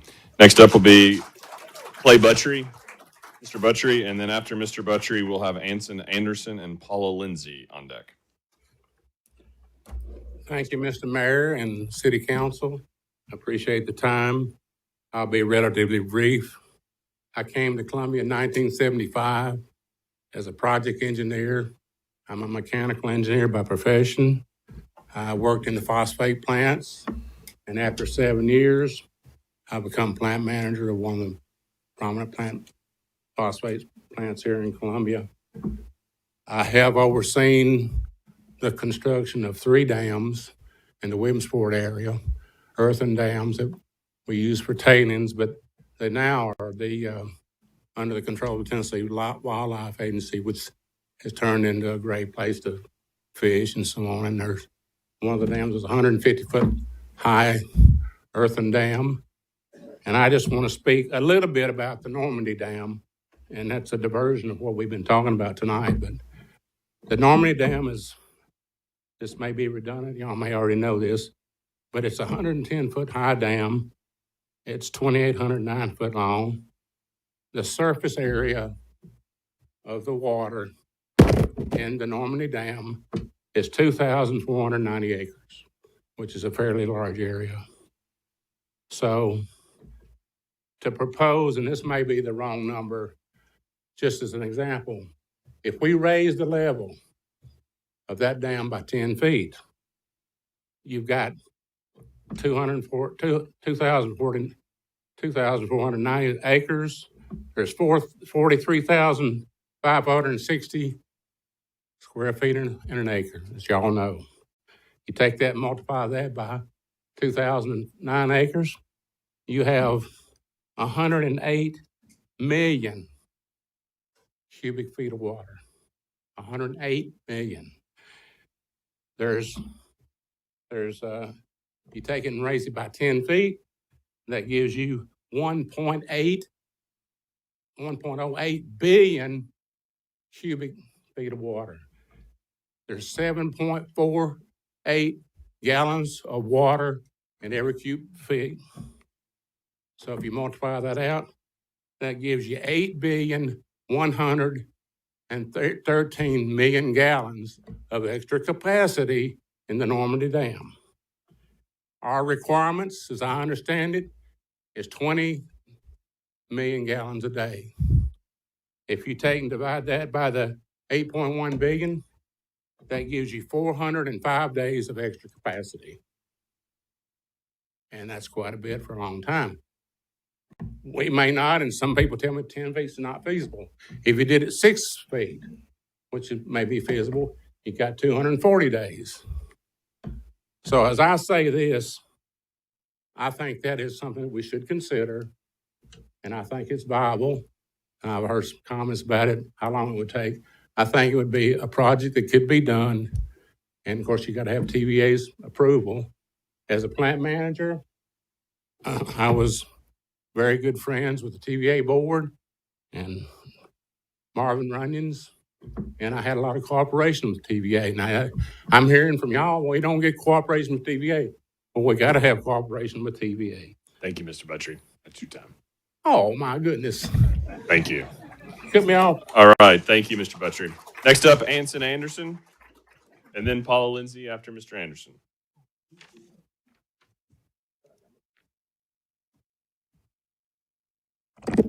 Good evening, Mayor Moda, council members, and fellow Columbians. Thank you guys for standing up and being proud of who you are and where you come from.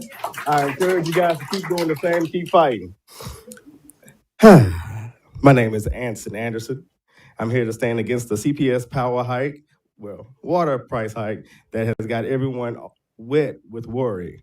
Let's dive right in. The proposed 20% annual splash for 5 years totaling soaking 149% isn't just a drip, it's a gusher that would flood our wallets. We're talking 500 million project for the Duck River intake and treatment plant. I didn't even know it was an idea or a possibility that we can get the state to pay for it. So thank you, Mayor Sheila Butt, for that, because that was something I didn't know about. Sure, we need reliable water, but at what cost? Families, seniors, and small business are already treading water, raising bills. Why pump us dry when alternatives like regional partnerships or fair funding could keep things flowing without the squeeze? Now, don't get me twisted. I'm all for infrastructure that stands tall and delivers, but this hike feels like a backdoor plunge hitting us where it hurts. While developers get a lighter tap, we've seen the backlash online from Commissioner Gabe Howard calling out the debt deluge, and to Mayor Butt, urging action against the rate riptide. Citizens are rising up, voicing opposition at hearings, demanding a referendum. We're not just parched for options, we're thirsty for transparency. Think about it. This isn't a gentle stream, it's a torrent that'll leave us high and dry. Instead of forcing this down our throats, let's explore ways to pipe in federal grants or spread the load. Columbia deserves better than being hosed by hasty decisions. In closing, as Anson Anderson, I stand up erect, unyielding. Like a tree planted by water, I would not be moved. For the people of Columbia, let's turn off this tap water before it drowns us all. Thank you. Paula Lindsay. We'll have Paula Lindsay, and then on deck will be Marcia Howard, Connie Gorns, and Gabe Howard. Ms. Lindsay, welcome. Thank you. Good evening. Thank you for this opportunity. I'm Paula Lindsay. I live at 1045 Pretender Way. I'm a native Columbian and a local realtor. While I've participated in commercial transactions in my business, my passion is assisting first-time home buyers and finding housing solutions for elderly clients. That passion is what led me to you here tonight. Many of our elderly are on extremely limited and fixed budgets. A water bill increase for an elderly citizen on a fixed income consisting of only Social Security, which my grandmother was, could potentially be enough to deprive them of necessary and life-sustaining medications and food and other necessities. At the same time, many first-time homebuyers are on extremely tight budgets, as their incomes are usually lower than a more established household. I'm not denying the need for more water. I get it. We need to supply our city and neighbors. What I'm asking for is to reiterate what Mayor Butt has been asking for and many others tonight, that we pause while the Duck River Watershed Planning Partnership finalizes its work. I believe they have a great start on some other ideas based on all the reading I've been doing, and I believe that some of that work has already begun. I will quote this wise admonition from Mayor Sheila Butt. She said, "There is much to consider before taking out over $500 million in loans." That's $500 million. That's my comment. For one water entity in one city to pay back out of the pockets of everyone who buys water from that one entity for 30 years or more, as we heard tonight. That is more the definition of domination than regionalization. Let the Duck River Water Planning Partnership finish its work. And by the way, I do know that in some of my research, this wasn't brought up before, but Mr. Hardin is a member of that coalition and was appointed by Governor Lee as well.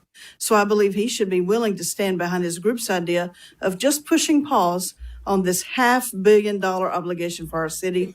And I have a great quote for you by President Ronald Reagan, who was a great statesman. We are a government of, by, and for the people, not the other way around. Thank you very much.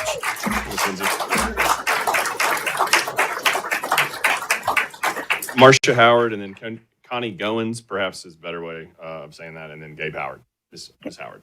Marcia Howard, 1092 Cranford Hollow Road, Columbia, Tennessee. Thank you, Mayor, Vice Mayor, and City Council. I wanted to thank, I know she's gone, but April Grippo with the TDEC, because she definitely had a lot of information and dates and how things have been following along. And I understand from CPWS that they're like in use of abundance of what they should be using with water, which is sadness. Did not appreciate some of the speaking against our mayor. And my bill, living alone, is never under $35 a month. I serve as a board member on the Murray County Senior Center, and I'm speaking for myself as a senior, not for the board. My concern is the financial burden that will be put on us who are on fixed incomes by borrowing $500 million. Is there not another option? I believe at the last council meeting, you heard from us, including state and county representatives. You said you were listening, but were you? I asked for a pause to review this proposal. Is this the only Is this only a concern for Columbia or a larger area? Please look at all options to protect and serve the people you have been elected to serve when you make your decision, and I thank you very much.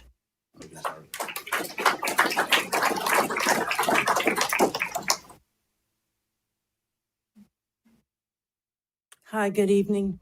My name's Connie Goins. I live in Williamsport. I'm a registered nurse and have served this community for many years. Am I coming in all right? Yes. Okay, thank you very much. When I learned of the city council's vote of yes on the CPWS water rate proposal, I was deeply sickened, physically sickened, and I thought, oh my gosh, this is so unlike me. Well, you got to get out there and do something. Well, looking at my background, having a bachelor's degree in science, I thought about the scientific method and how we reach our conclusions based on data. So I would ask as leaders, if we think about the scientific approach and expand your minds, explore all solutions, consider environmental impacts into our future, make decisions that are sustainable yet affordable. I would ask you to go out on a limb, be the leaders that we ask for, show us a new future, think of all the possibilities. Thank you so much for your time. Thank you, Ms. Goins. Gabe Howard, and then I also have Jax Howard as well. And then after that would be Kathy Grada. Good evening, Mayor, members of council, and fellow residents. My name is Gabe Howard. I live at 1259 Redbud Lane here in Columbia. I'm here tonight representing my constituents that do not have a seat at y'all's table that will feel the effects of this increase. I'm here as a ratepayer, I'm here as a business owner, and I'm here as a parent who cares deeply about the future of our community. I want to start by saying this clearly. Everyone in this room agrees on one thing. We need reliable, safe water for today and for the generations to come. That is not the debate. The debate is how we got here, how much it cost, and who wears the burden. We know how we got here. We've continually approved development. I know that this city council is mostly new, but the mayor and the vice mayor have sat on the planning commission, and we got here because of overdevelopment and poor planning. What concerns me and many others is not just the scale of this proposed project, but the pace and lack of public confidence around it. 149% increase over 5 years, regardless of how it's phased, is still a massive increase for families, seniors, and small businesses who are already feeling the pressures in every direction. We're being asked to accept that this is the only viable path forward. I don't believe that that's been fully proven to the public. You're representatives of the people. We've heard the word shovel ready, but shovel ready doesn't mean just permits. You heard CPWS say to you last month, they have 60% of the easements. That's only about half of the easements. And those are county residents that they do not have easements for. How long did 840 take to get passed through there? Eminent domain, that's a disgusting word. Absolutely disgusting. How can you be representative of the people if you want to take their land to bring a pipeline through it? Pause is not obstruction. Pause is not denial. Pause is responsible planning. This project will affect more than city residents. It impacts the entire county, rural water districts, and regional partners who depend on CPWS. That means transparency and collaboration are not optional. They're essential. I'm asking tonight for three things. First, slow this process down long enough to ensure public fully understands the scope, cost, and consequences of this decision. Secondly, clearly and publicly present any alternatives, phased options, regional partnerships, demand management, and financing modeling, so ratepayers can see that every stone has truly been turned over. And third, rebuild trust. Trust comes from openness, from hard questions being welcomed, not rushed, and from showing people that affordability matters just as much as infrastructure. Water is not a luxury. It's a basic necessity. Decisions of this magnitude deserve patience, humility, and public confidence. Let's pause, let's plan, and make sure we get this right for everyone in Murray County. Thank you. All right. Jax, welcome. Glad you're here this evening here at City Hall. Welcome. If you'll just state your name for us, and you'll have the floor for 3 minutes. All right. All right. Hello, my name is Jax Howard. I live at 1259 Redbud Lane in Columbia. I am 11 years old. I live here in Murray County. This is my home. I go to school here, my friends live here, and my family lives here. I am here tonight because water matters to everyone. We all need water. We drink it, we cook with it, we use it every day. I have been hearing a lot about water rates going up. That means families will have to pay more money. Some families already work very hard just to get by. Some people are older, some people are on fixed incomes. This will be hard for them. I am not here to say no to water. I know we need clean and safe water. I'm here to ask you to slow down. Please take your time. Please explain everything clearly. Please make sure this plan is the best one. Please look at other options too. This decision will affect kids like me. It will affect our future. I love this community. I want it to stay strong. I want families to feel safe and heard. Thank you for listening to me. Thank you, Jax.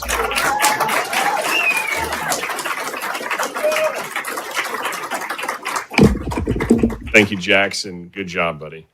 All right. Next up, we have Kathy Grodheim, and on deck will be Trevor Pennington, and in the hole will be Ryan Steele. Commissioner, welcome. You'll have the floor for 3 minutes. Thank you. Kathy Grodi. I live in District 6 in Spring Hill. I represent 10,000 people. I also represent about 900 people that go to the Murray County Senior Citizen every day or every month. They live on fixed and low income.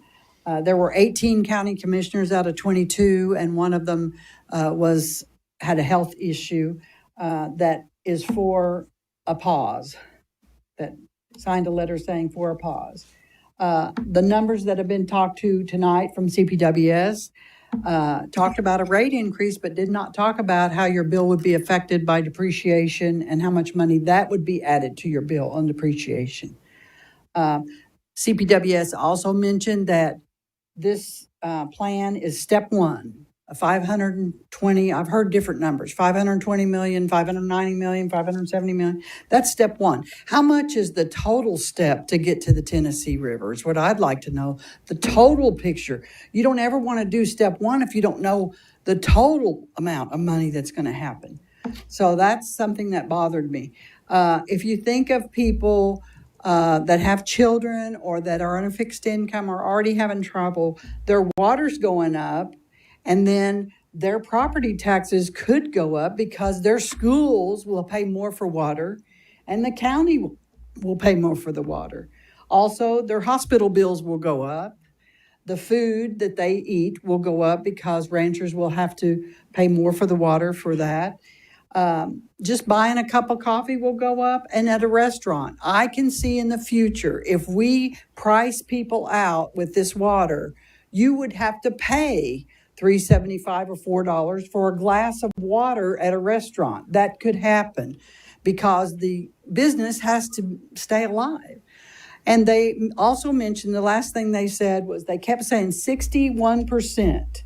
That means, unless I missed this wrong, is that 39% of the people pay a lot more than that bill. So what's their bill going to go to? I just think people move in here, we approve them to all the projects for building houses, and then we raise their waters where it's out of where they can't even afford it. I do appreciate you listening to me, and I want to tell you to please pause. Thank you. All right, Mr. Pennington, you have the floor for 3 minutes, and then Mr. Steele, if you'll please be ready, and then after that will be Jason Gillum.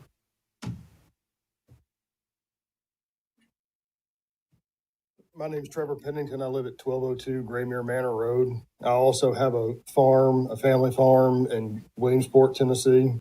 One of the reasons that I'm going to continue to stand up and talk about this is simply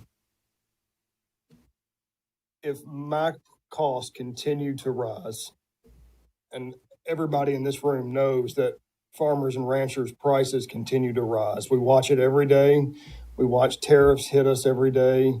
We watch the cost of fuel rise every day. And now we're watching the price of water rise. I understand that development has to happen. I understand that. I'm not against growth. But my farm is in the county, and there's not a county representative up here that's representing me. And that's taxation without representation, because there is not a single person in this room that's worried about anybody in the county. You're not worried about the rancher in the county. You're not worried about the row cropper in the county.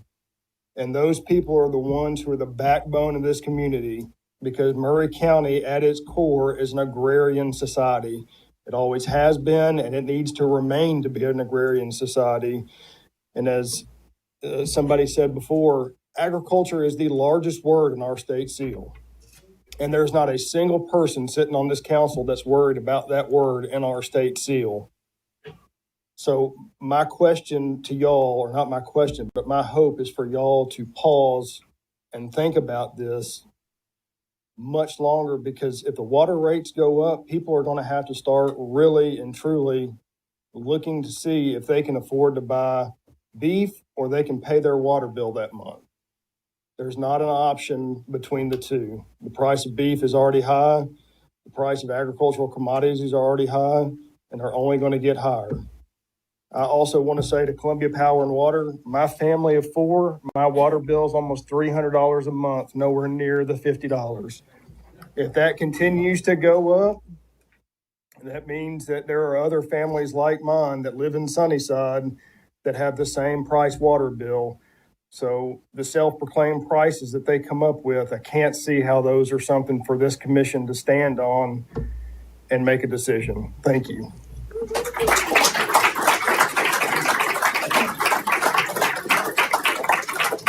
All right, Mr. Steele, welcome. Jason Gillum's on deck and Bethany Torino's in the hole. Can you guys hear me? Yes. Sweet. Hey, good evening. My name is Ryan Steele. I'm a 31-year-old teacher, a new homeowner, and a resident of Columbia, Tennessee. I work in Columbia. I teach in Columbia. I teach Columbia's children. And I do my best to support the local businesses that make this city feel like home. I'm writing today not as an economist or a developer, but as a working adult who is deeply worried about how the proposed water rate increases will affect the people and families I serve every single day. I was not raised in Columbia. I grew up in a small town in Oregon, in a household led by a single mother who worked tirelessly just to keep the lights on. We lived paycheck to paycheck. Every bill mattered. When utilities went up, something else had to give: groceries, gas, or medical care. I learned early what it meant to live with constant financial anxiety and the fear of not knowing whether next month's bills could be paid. I am also a survivor of domestic violence. There were times in my childhood when stability felt fragile, when safety and basic necessities could not be taken for granted. What saved me and my family was not wealth, but it was the community around me, who helped with next month's bills and helped provide for everybody. These experiences are what led me to become a teacher. Today, I teach at a predominantly low-income school here in Columbia. Many of my students live in the circumstances that mirror or exceed the hardships I once faced. Some experience housing instability, some experience where utilities will be shut off, and some carry stress far heavier than any child should be bearing right now. In recent weeks, I've had students come up to me at the middle school level asking me about the proposed water rate increase and asking what that means for their family. They're worried that their water will be shut off. They're worried that their parents will not be able to afford their rent. They are worried that they are going to be shamed because they smell, because they can't shower before they go to school and they smell dirty. As a teacher, my salary is limited as well. As a new homeowner, my expenses have increased like many educators. I carry significant student loan debt all the way up to my master's degree. I budget carefully. I do not live extravagantly. Even so, I feel the strain of rising costs everywhere, from groceries to insurance to housing. A steep increase in water rates is not a minor inconvenience. It is a serious threat to financial stability. What happens when a family must choose between paying their water bill or paying their rent? What happens when a child comes to school distracted, exhausted, and ashamed because their water was shut off? How do we ask students to focus on learning when they can't even drink water at home because they got their water shut off? That is what my students are worried about every single day. Not the math, not the social studies, not the science that they are learning. Right now, they are asking me every single day, what are they going to do with this water rate increase? Water is not a luxury. It is a basic human necessity, according to Maslow. I understand the importance of infrastructure and planning for future growth. However, I respectfully ask that you consider the pause, or whoever bears the burden of these decisions, who is it going to fall on? Because right now, it's working families. It's these children. It's our future. Thank you, Mr. Still. That's your 3 minutes. All right, next up, Mr. Gillum. And then Bethany Torino, and then Neil Blair after that. Mr. Gillum, 3 minutes. Mayor Mulder, Vice Mayor Broom, City Council members, thank you for the opportunity to speak to you tonight about this extremely important consideration. My name is Jason Gillum. I live at 2704 B. Kerr Road in Columbia. I've heard it said recently that I have an agenda. I do have an agenda, a big one, and that is to do right by all of us that live here in Columbia and in Murray County. That should be your agenda too, but that's not what is being done here, not at all. As a board member of the Murray County Water System and as chairman of the Columbia Dam Now organization, I have sat in more meetings than I can count regarding the water situation in the Duck River Basin and how we can fix it. I have been in meetings with various state agencies, municipalities, cities, utilities, all talking about the options that we could utilize working together to provide affordable water to those of us who are living here in the Duck River Basin. There are major concerns that I have here as I stand here tonight. What you all have been told ahead of making your final decision is that CPWS's project is shovel ready. The CPWS project is not shovel ready. CPWS does not have all the easements acquired, and we know that acquiring some of those remaining easements will be met with strong opposition. CPWS has already threatened some landowners with eminent domain. They have not finalized their financing. Nothing has been signed as of yet. And there are serious concerns as to what the enormity of that final number will be and what it will cost us, the ratepayers. It would certainly be more than any 149% rate increase. They have not been forthcoming about the total cost to any of you or to the ratepayers in Columbia or Murray County. The numbers you all have been given to make your decision do not add up, not even close. Here is one example. On May 17th of 2025, in a special called budget meeting at CPWS, it was not only said, but it was pictured in the slide presentation that the cost of their project was $610 million. With a monthly increase of $1.5 million. Here we are 7 months later, and now the project has decreased to $505 million. Matt Wheeler said on the radio yesterday that someone misspoke. Again, it was written in their slide presentation. No one misspoke. This is the exact same thing that I have witnessed over and over. How can you all make this extremely important decision with a single unanswered question remaining? The fact is you cannot, and you shouldn't. Please consider deferring this decision on Thursday evening and get all of the facts before you put us all on the hook for this enormous cost, this enormous debt that will not be paid off in our lifetime. Thank you, Mr. Gillum. All right. Next up, Ms. Torino. Ms. Torino, welcome. You have the floor for 3 minutes. After that is Neil Blair, and after that is Bruce Johnson. Thank you. Good evening, and thank you for allowing us to speak. I'm here tonight to urge the city to consider a really important reality. Something fundamentally changed about a year and a half ago that affects how we should be thinking about water planning. As April Grippo mentioned before, the governor issued an Executive Order 108 that made regional coordination around water planning more possible than it has ever been before. That shift matters because it creates options that simply were not available when much of this plan was developed. I want to say at the outset that I recognize that the leadership of the City of Columbia has shown a lot of leadership addressing the water concerns, and I'm grateful that the city stepped up when it seemed no one else was going to. I also want to acknowledge the extensive work CPWS has done over the past decade. The plan is impressive, thorough, and the result of a very serious effort. I understand how difficult it is to have longstanding work questioned, and I want to say I'm not here to criticize. I'm here to share what I see every single day and what that perspective makes this moment feel more urgent. In my work with families experiencing homelessness, I regularly meet parents and children living in cars in Murray County. Not because solutions don't exist, but because systems fail to coordinate. City, county, state, and federal entities often operate in isolation, each doing their part, but not together. When that happens, the real-world impact isn't abstract. It's families sleeping in cars in Murray County because no one took the responsibility for seeing the whole picture. That experience has shaped how I view this decision. When institutions choose to go it alone, even with good intentions, they often can't see the downstream consequences.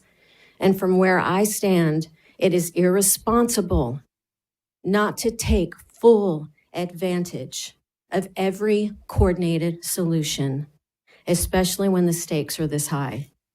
This conversation is not about whether someone's water bill might increase by $100 over the next 5 years. It is about whether we are taxing the Duck River more than is necessary, whether we are taking on $500 million in debt when there may be ways to share the burden regionally. Water policy affects housing affordability, it affects families living at risk, it affects the long-term health of our natural resources.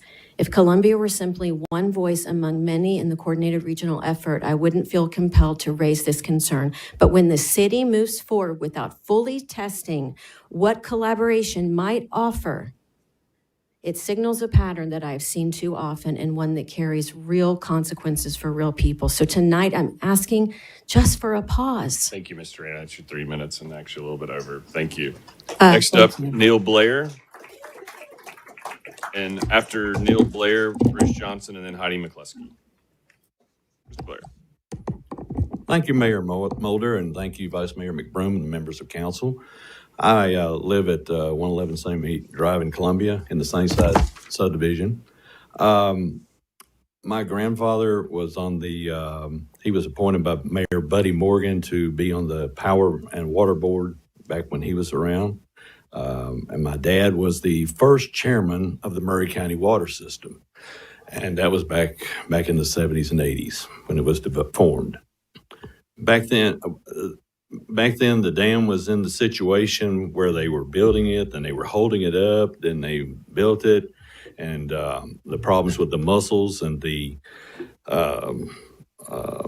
all the problems with the environmental protection systems to wind up shutting the dam down, and that all happened, and they tore it down, and the federal government spent $90 million to build the dam, $10 million to tear it down. And then, on top of that, we've had a lack of planning with all of these people moving into town from different states, and somehow we got from 80% to 93% in the last several years. Well, I don't understand why we didn't have a moratorium on all this building and all, so that we wouldn't have gotten in such a shape with our water supply. It's a very desperate situation, and I applaud Columbia Power and Water for definitely trying to solve the problem, but there are a lot of people with sick and shut-ins and people with single parents with kids that can't afford this increase. There's definitely a problem when Columbia, when you look at the fact that $520 million on municipal bonds would probably cost $1.3 billion over that 35-year period. And then if we go on out to the Tennessee River, it's going to cost us, what, $2 billion, $3 billion? who knows how much money? Should Columbia Power and Water accept all that responsibility when the whole area, let's include Hickman County, let's include Marshall County, let's include Shelbyville and Bedford County, and all the other counties up and down the river system to help us out and pay for it. So we're not the only ones bearing the burden. Our children, our grandchildren, that's a lot of money we're going to be sticking on them. And I beg of y'all to please pause when y'all vote on Thursday night. Thank you. Thank you, Mr. Blair. Bruce Johnson. And then after that, Heidi McCluskey. And then after that, Scott Sapicki. I don't know if Mr. Johnson is still here. I don't see him. Heidi McCluskey.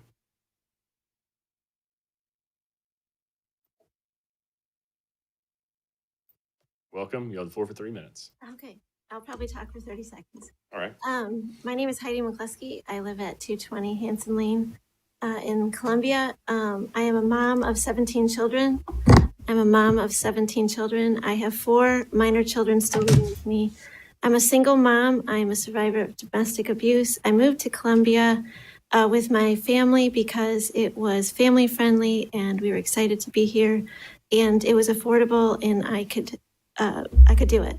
If this rate increase does in fact go, it looks to me as if my water bill will go from $200 a month to almost $500, if my math might be off. But then I would probably have to move and figure out something else. I'm just one person.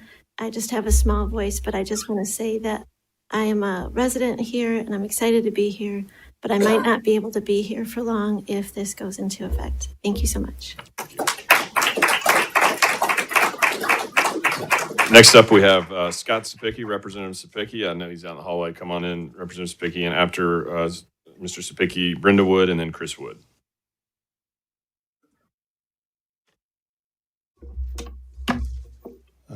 Scott Sapicki, State Representative, District 64, representing the eastern side of Murray County. Less than probably 5-6 years ago, I represented all of Murray County, just about except for the sliver that came into Columbia. How fast we've grown, and that's the reason why we're here, is because we've grown so much. City councils here, city councils in Spring Hill, Murray County, everybody keeps approving project after project after project, and here we sit. But do we have a water issue? The people I've spoken to up in Nashville said, no. There's potentially 19 million more gallons from the Duck River that can be taken. That's 76,000 more homes that could be allocated from the Duck River. 76,000 more homes. I don't want 76,000 more homes in Murray County. I know I don't. My family moved to Murray County for a reason, because of you, the people that lived here. The way it used to be.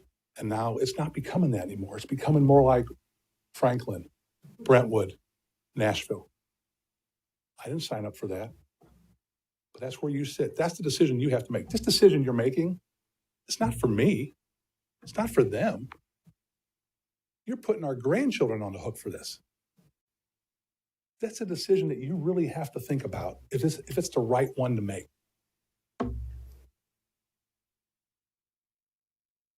A regional solution. By definition, what Columbia Power and Water is presenting, yeah, it's a regional solution. But that's not the regional solution that I'm working with other people on. To me, this is a regional solution. Bedford, Chapel Hill, Marshall County, Lewisburg, Shelbyville, Murray County, Spring Hill, Columbia, Mount Pleasant, Hickman County, Centerville, Giles, Pulaski, Wayne, Waynesboro, Lawrence, Lawrenceburg, Lewis, Hohenwald, Hardin. That's regional collaboration, mitigating risk, spreading it out, working together. Let me tell you something. I've been sitting out there for 2 meetings now. You're not listening to the people. My father in St. Louis, God rest his soul, he was chairman of the Democrat Party in St. Louis. And he told me one thing. He said, Scott, you ever get into politics, do one thing and do one thing all the time. Always err on the side of the people.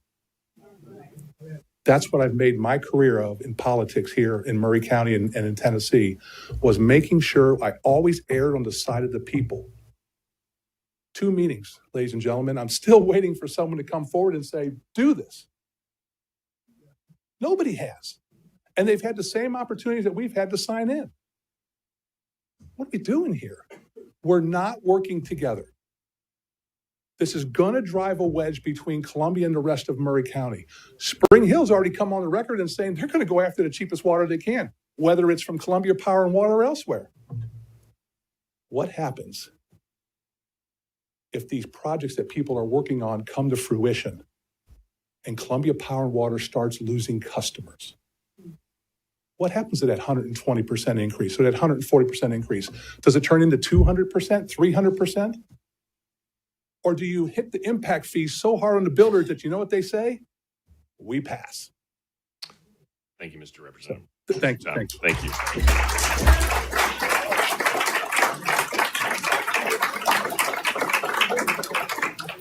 Brenda Wood, welcome. After that is Chris Wood, and after that is Dustin Kittle.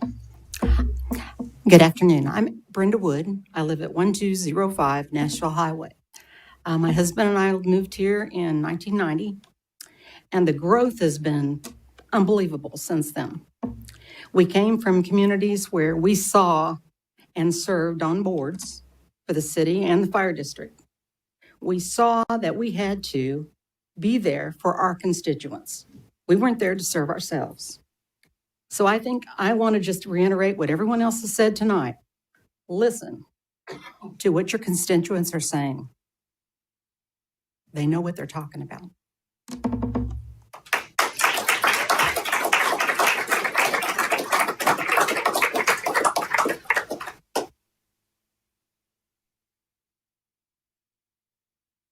Hello, I'm Chris Wood, 1205 Nashville Highway. We've been here, like my wife said, 35 years, and have seen a lot of increase in growth in the Murray County, Columbia area. And what I have one question is that I look at my water bill and I also notice that I'm paying a sewer bill. Now, with the water bill, question I have is my sewer bill going to go up accordingly to the water? I don't think that question's ever been asked, but it's always spun off of what you spend on water and what you pay on sewer. So that's my concern. Thank you for it. We need a pause. And please speak for the people here. That's who put you up here. Thank you.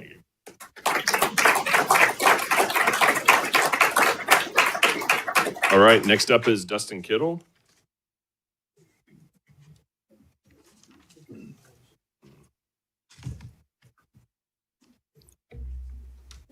Dustin Kittle, I'm a county resident. I'll start off by saying that there was a discussion earlier about Columbia Power and Water being a nonprofit. However, I will point out, while it does indicate in their guidelines that they're revenue neutral, they also provide over $1 million pilot payment to the city, according to your financial disclosure. So that's hardly revenue neutral. There is an incentive for Columbia Power and Water to make money. And I see you shaking your head, Mr. Mulder, but the financial disclosures say otherwise.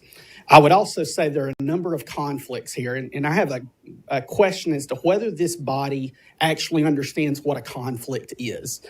Number one, when we talk about Mr. Marshall, and let me start off by this. When I post something about conflicts on social media, to the extent somebody's offended by that, that's your own guilty conscience.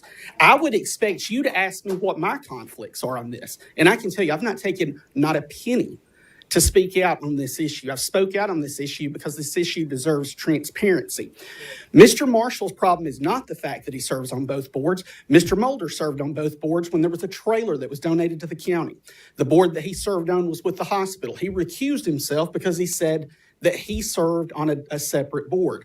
The issue here is whether or not Mr. Marshall can vote on a rate increase. And there's the old saying, I can't buy and sell it.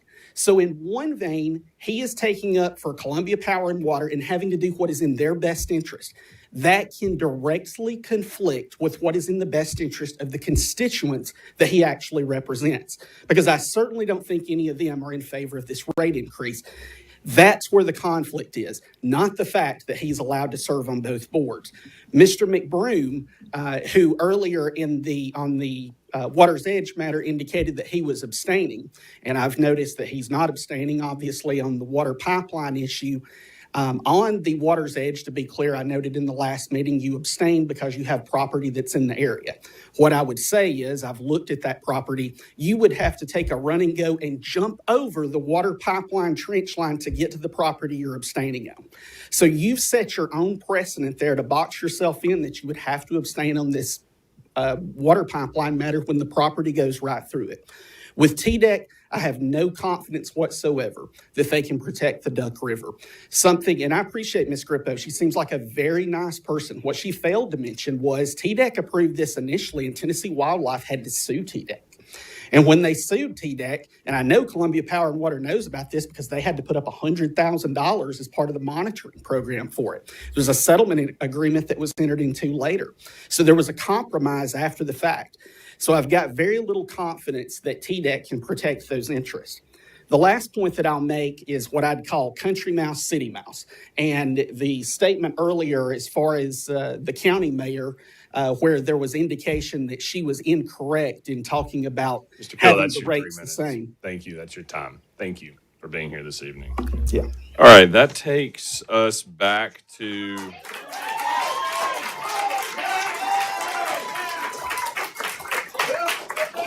I want to make sure that Bruce Johnson, if you're here, and then there's a, thank you. That's enough. That's enough.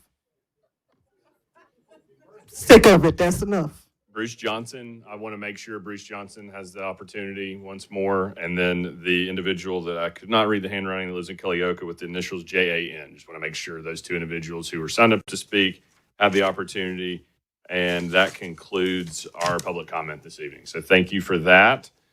We're back on the agenda items for 10.3 and 10.4. And I don't have any further thing to add at this point. I just want to make a point on to get some clarification regarding folks' water bill, and perhaps on Thursday, Mr. Harden, you can explain this.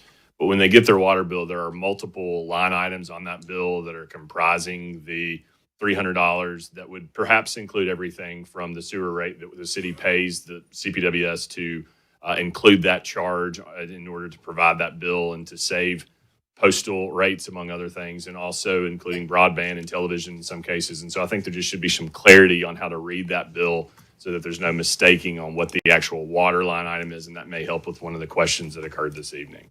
Anybody else want to be heard on item 10.3 or 10.4 this evening, member of council?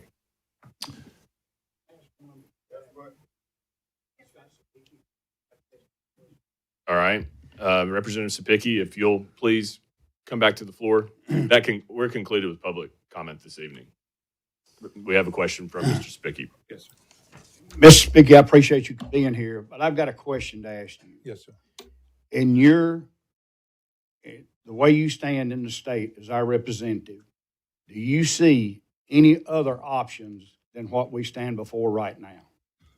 Yes, and let me, before I answer that question, Mr. Mayor, and Mr. Huffman, is I heard what TDEC said, right? That this was the only thing that they considered of a viable option, because this process started back in 2018, I believe, that what Ms. Grippo stated.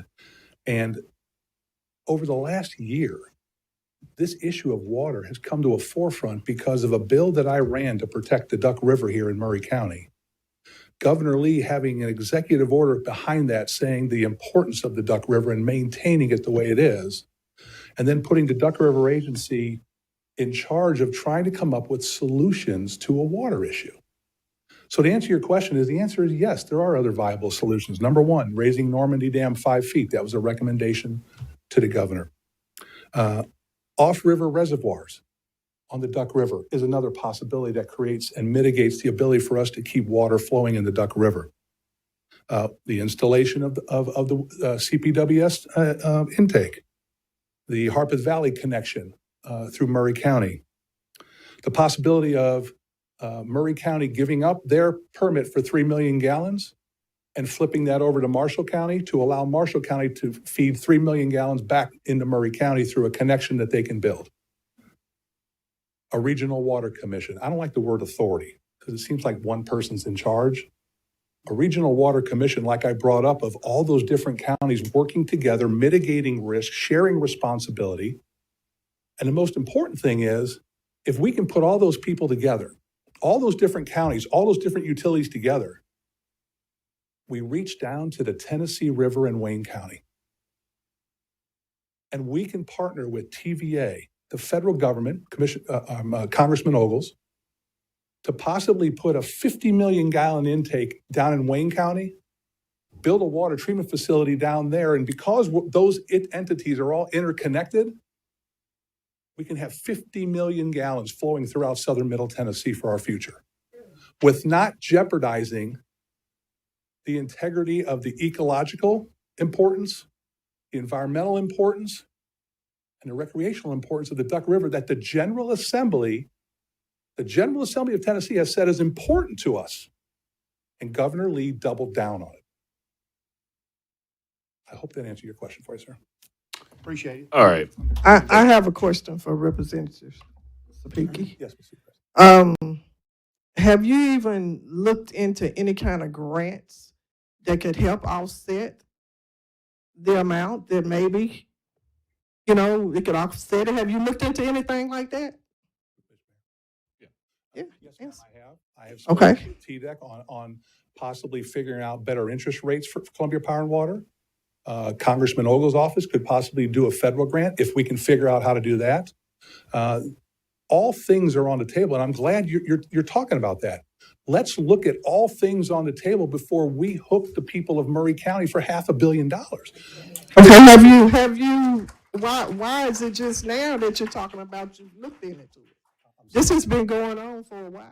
Why are you just now talking about that you looked into this? Because, Ms. Seacrest, I was brought into a meeting with Columbia Power and Water 2 months ago. Now you knew about it. Well, I knew about it from a previous, and then I haven't You knew done about it. anything for years, ma'am. You knew about it. And Well, be careful accusing me. hold on. Now, I'm not accusing anybody of anything. Okay, what was said? Hello? I'm here to answer your question. Okay, so I'm not accusing anybody of anything, but you're saying that we should work together, Yes, ma'am. the county and the city. Yes, ma'am. Well, back in the summer, they told us on the county commissioner that we was gonna get together and work out some things, but we never was invited to the table. So had we been invited to that table, then maybe we could have discussed this issue here that we're up against now. Okay, so I'm not accusing anybody of anything, but we never had a chance to get together and say anything or discuss anything. So for y'all to say that we're not trying to collaborate with each other, that's not true. Mr. Mayor. But still, you knew it, and you should already have been able to get the grant money or some kind of funding to offset what we're talking about. Mr. Speaker, if you could just keep it brief, please. I'll keep it brief. Ms. Seacrest, Columbia Power and Water knows my phone number. They could have called me and asked me to look for grants. They never did. City Okay. of Columbia knows my phone number. Nobody's called me and asked me to look for grants. You are the first person to ask me to ask about grants. And I sit here at the precipice of a vote.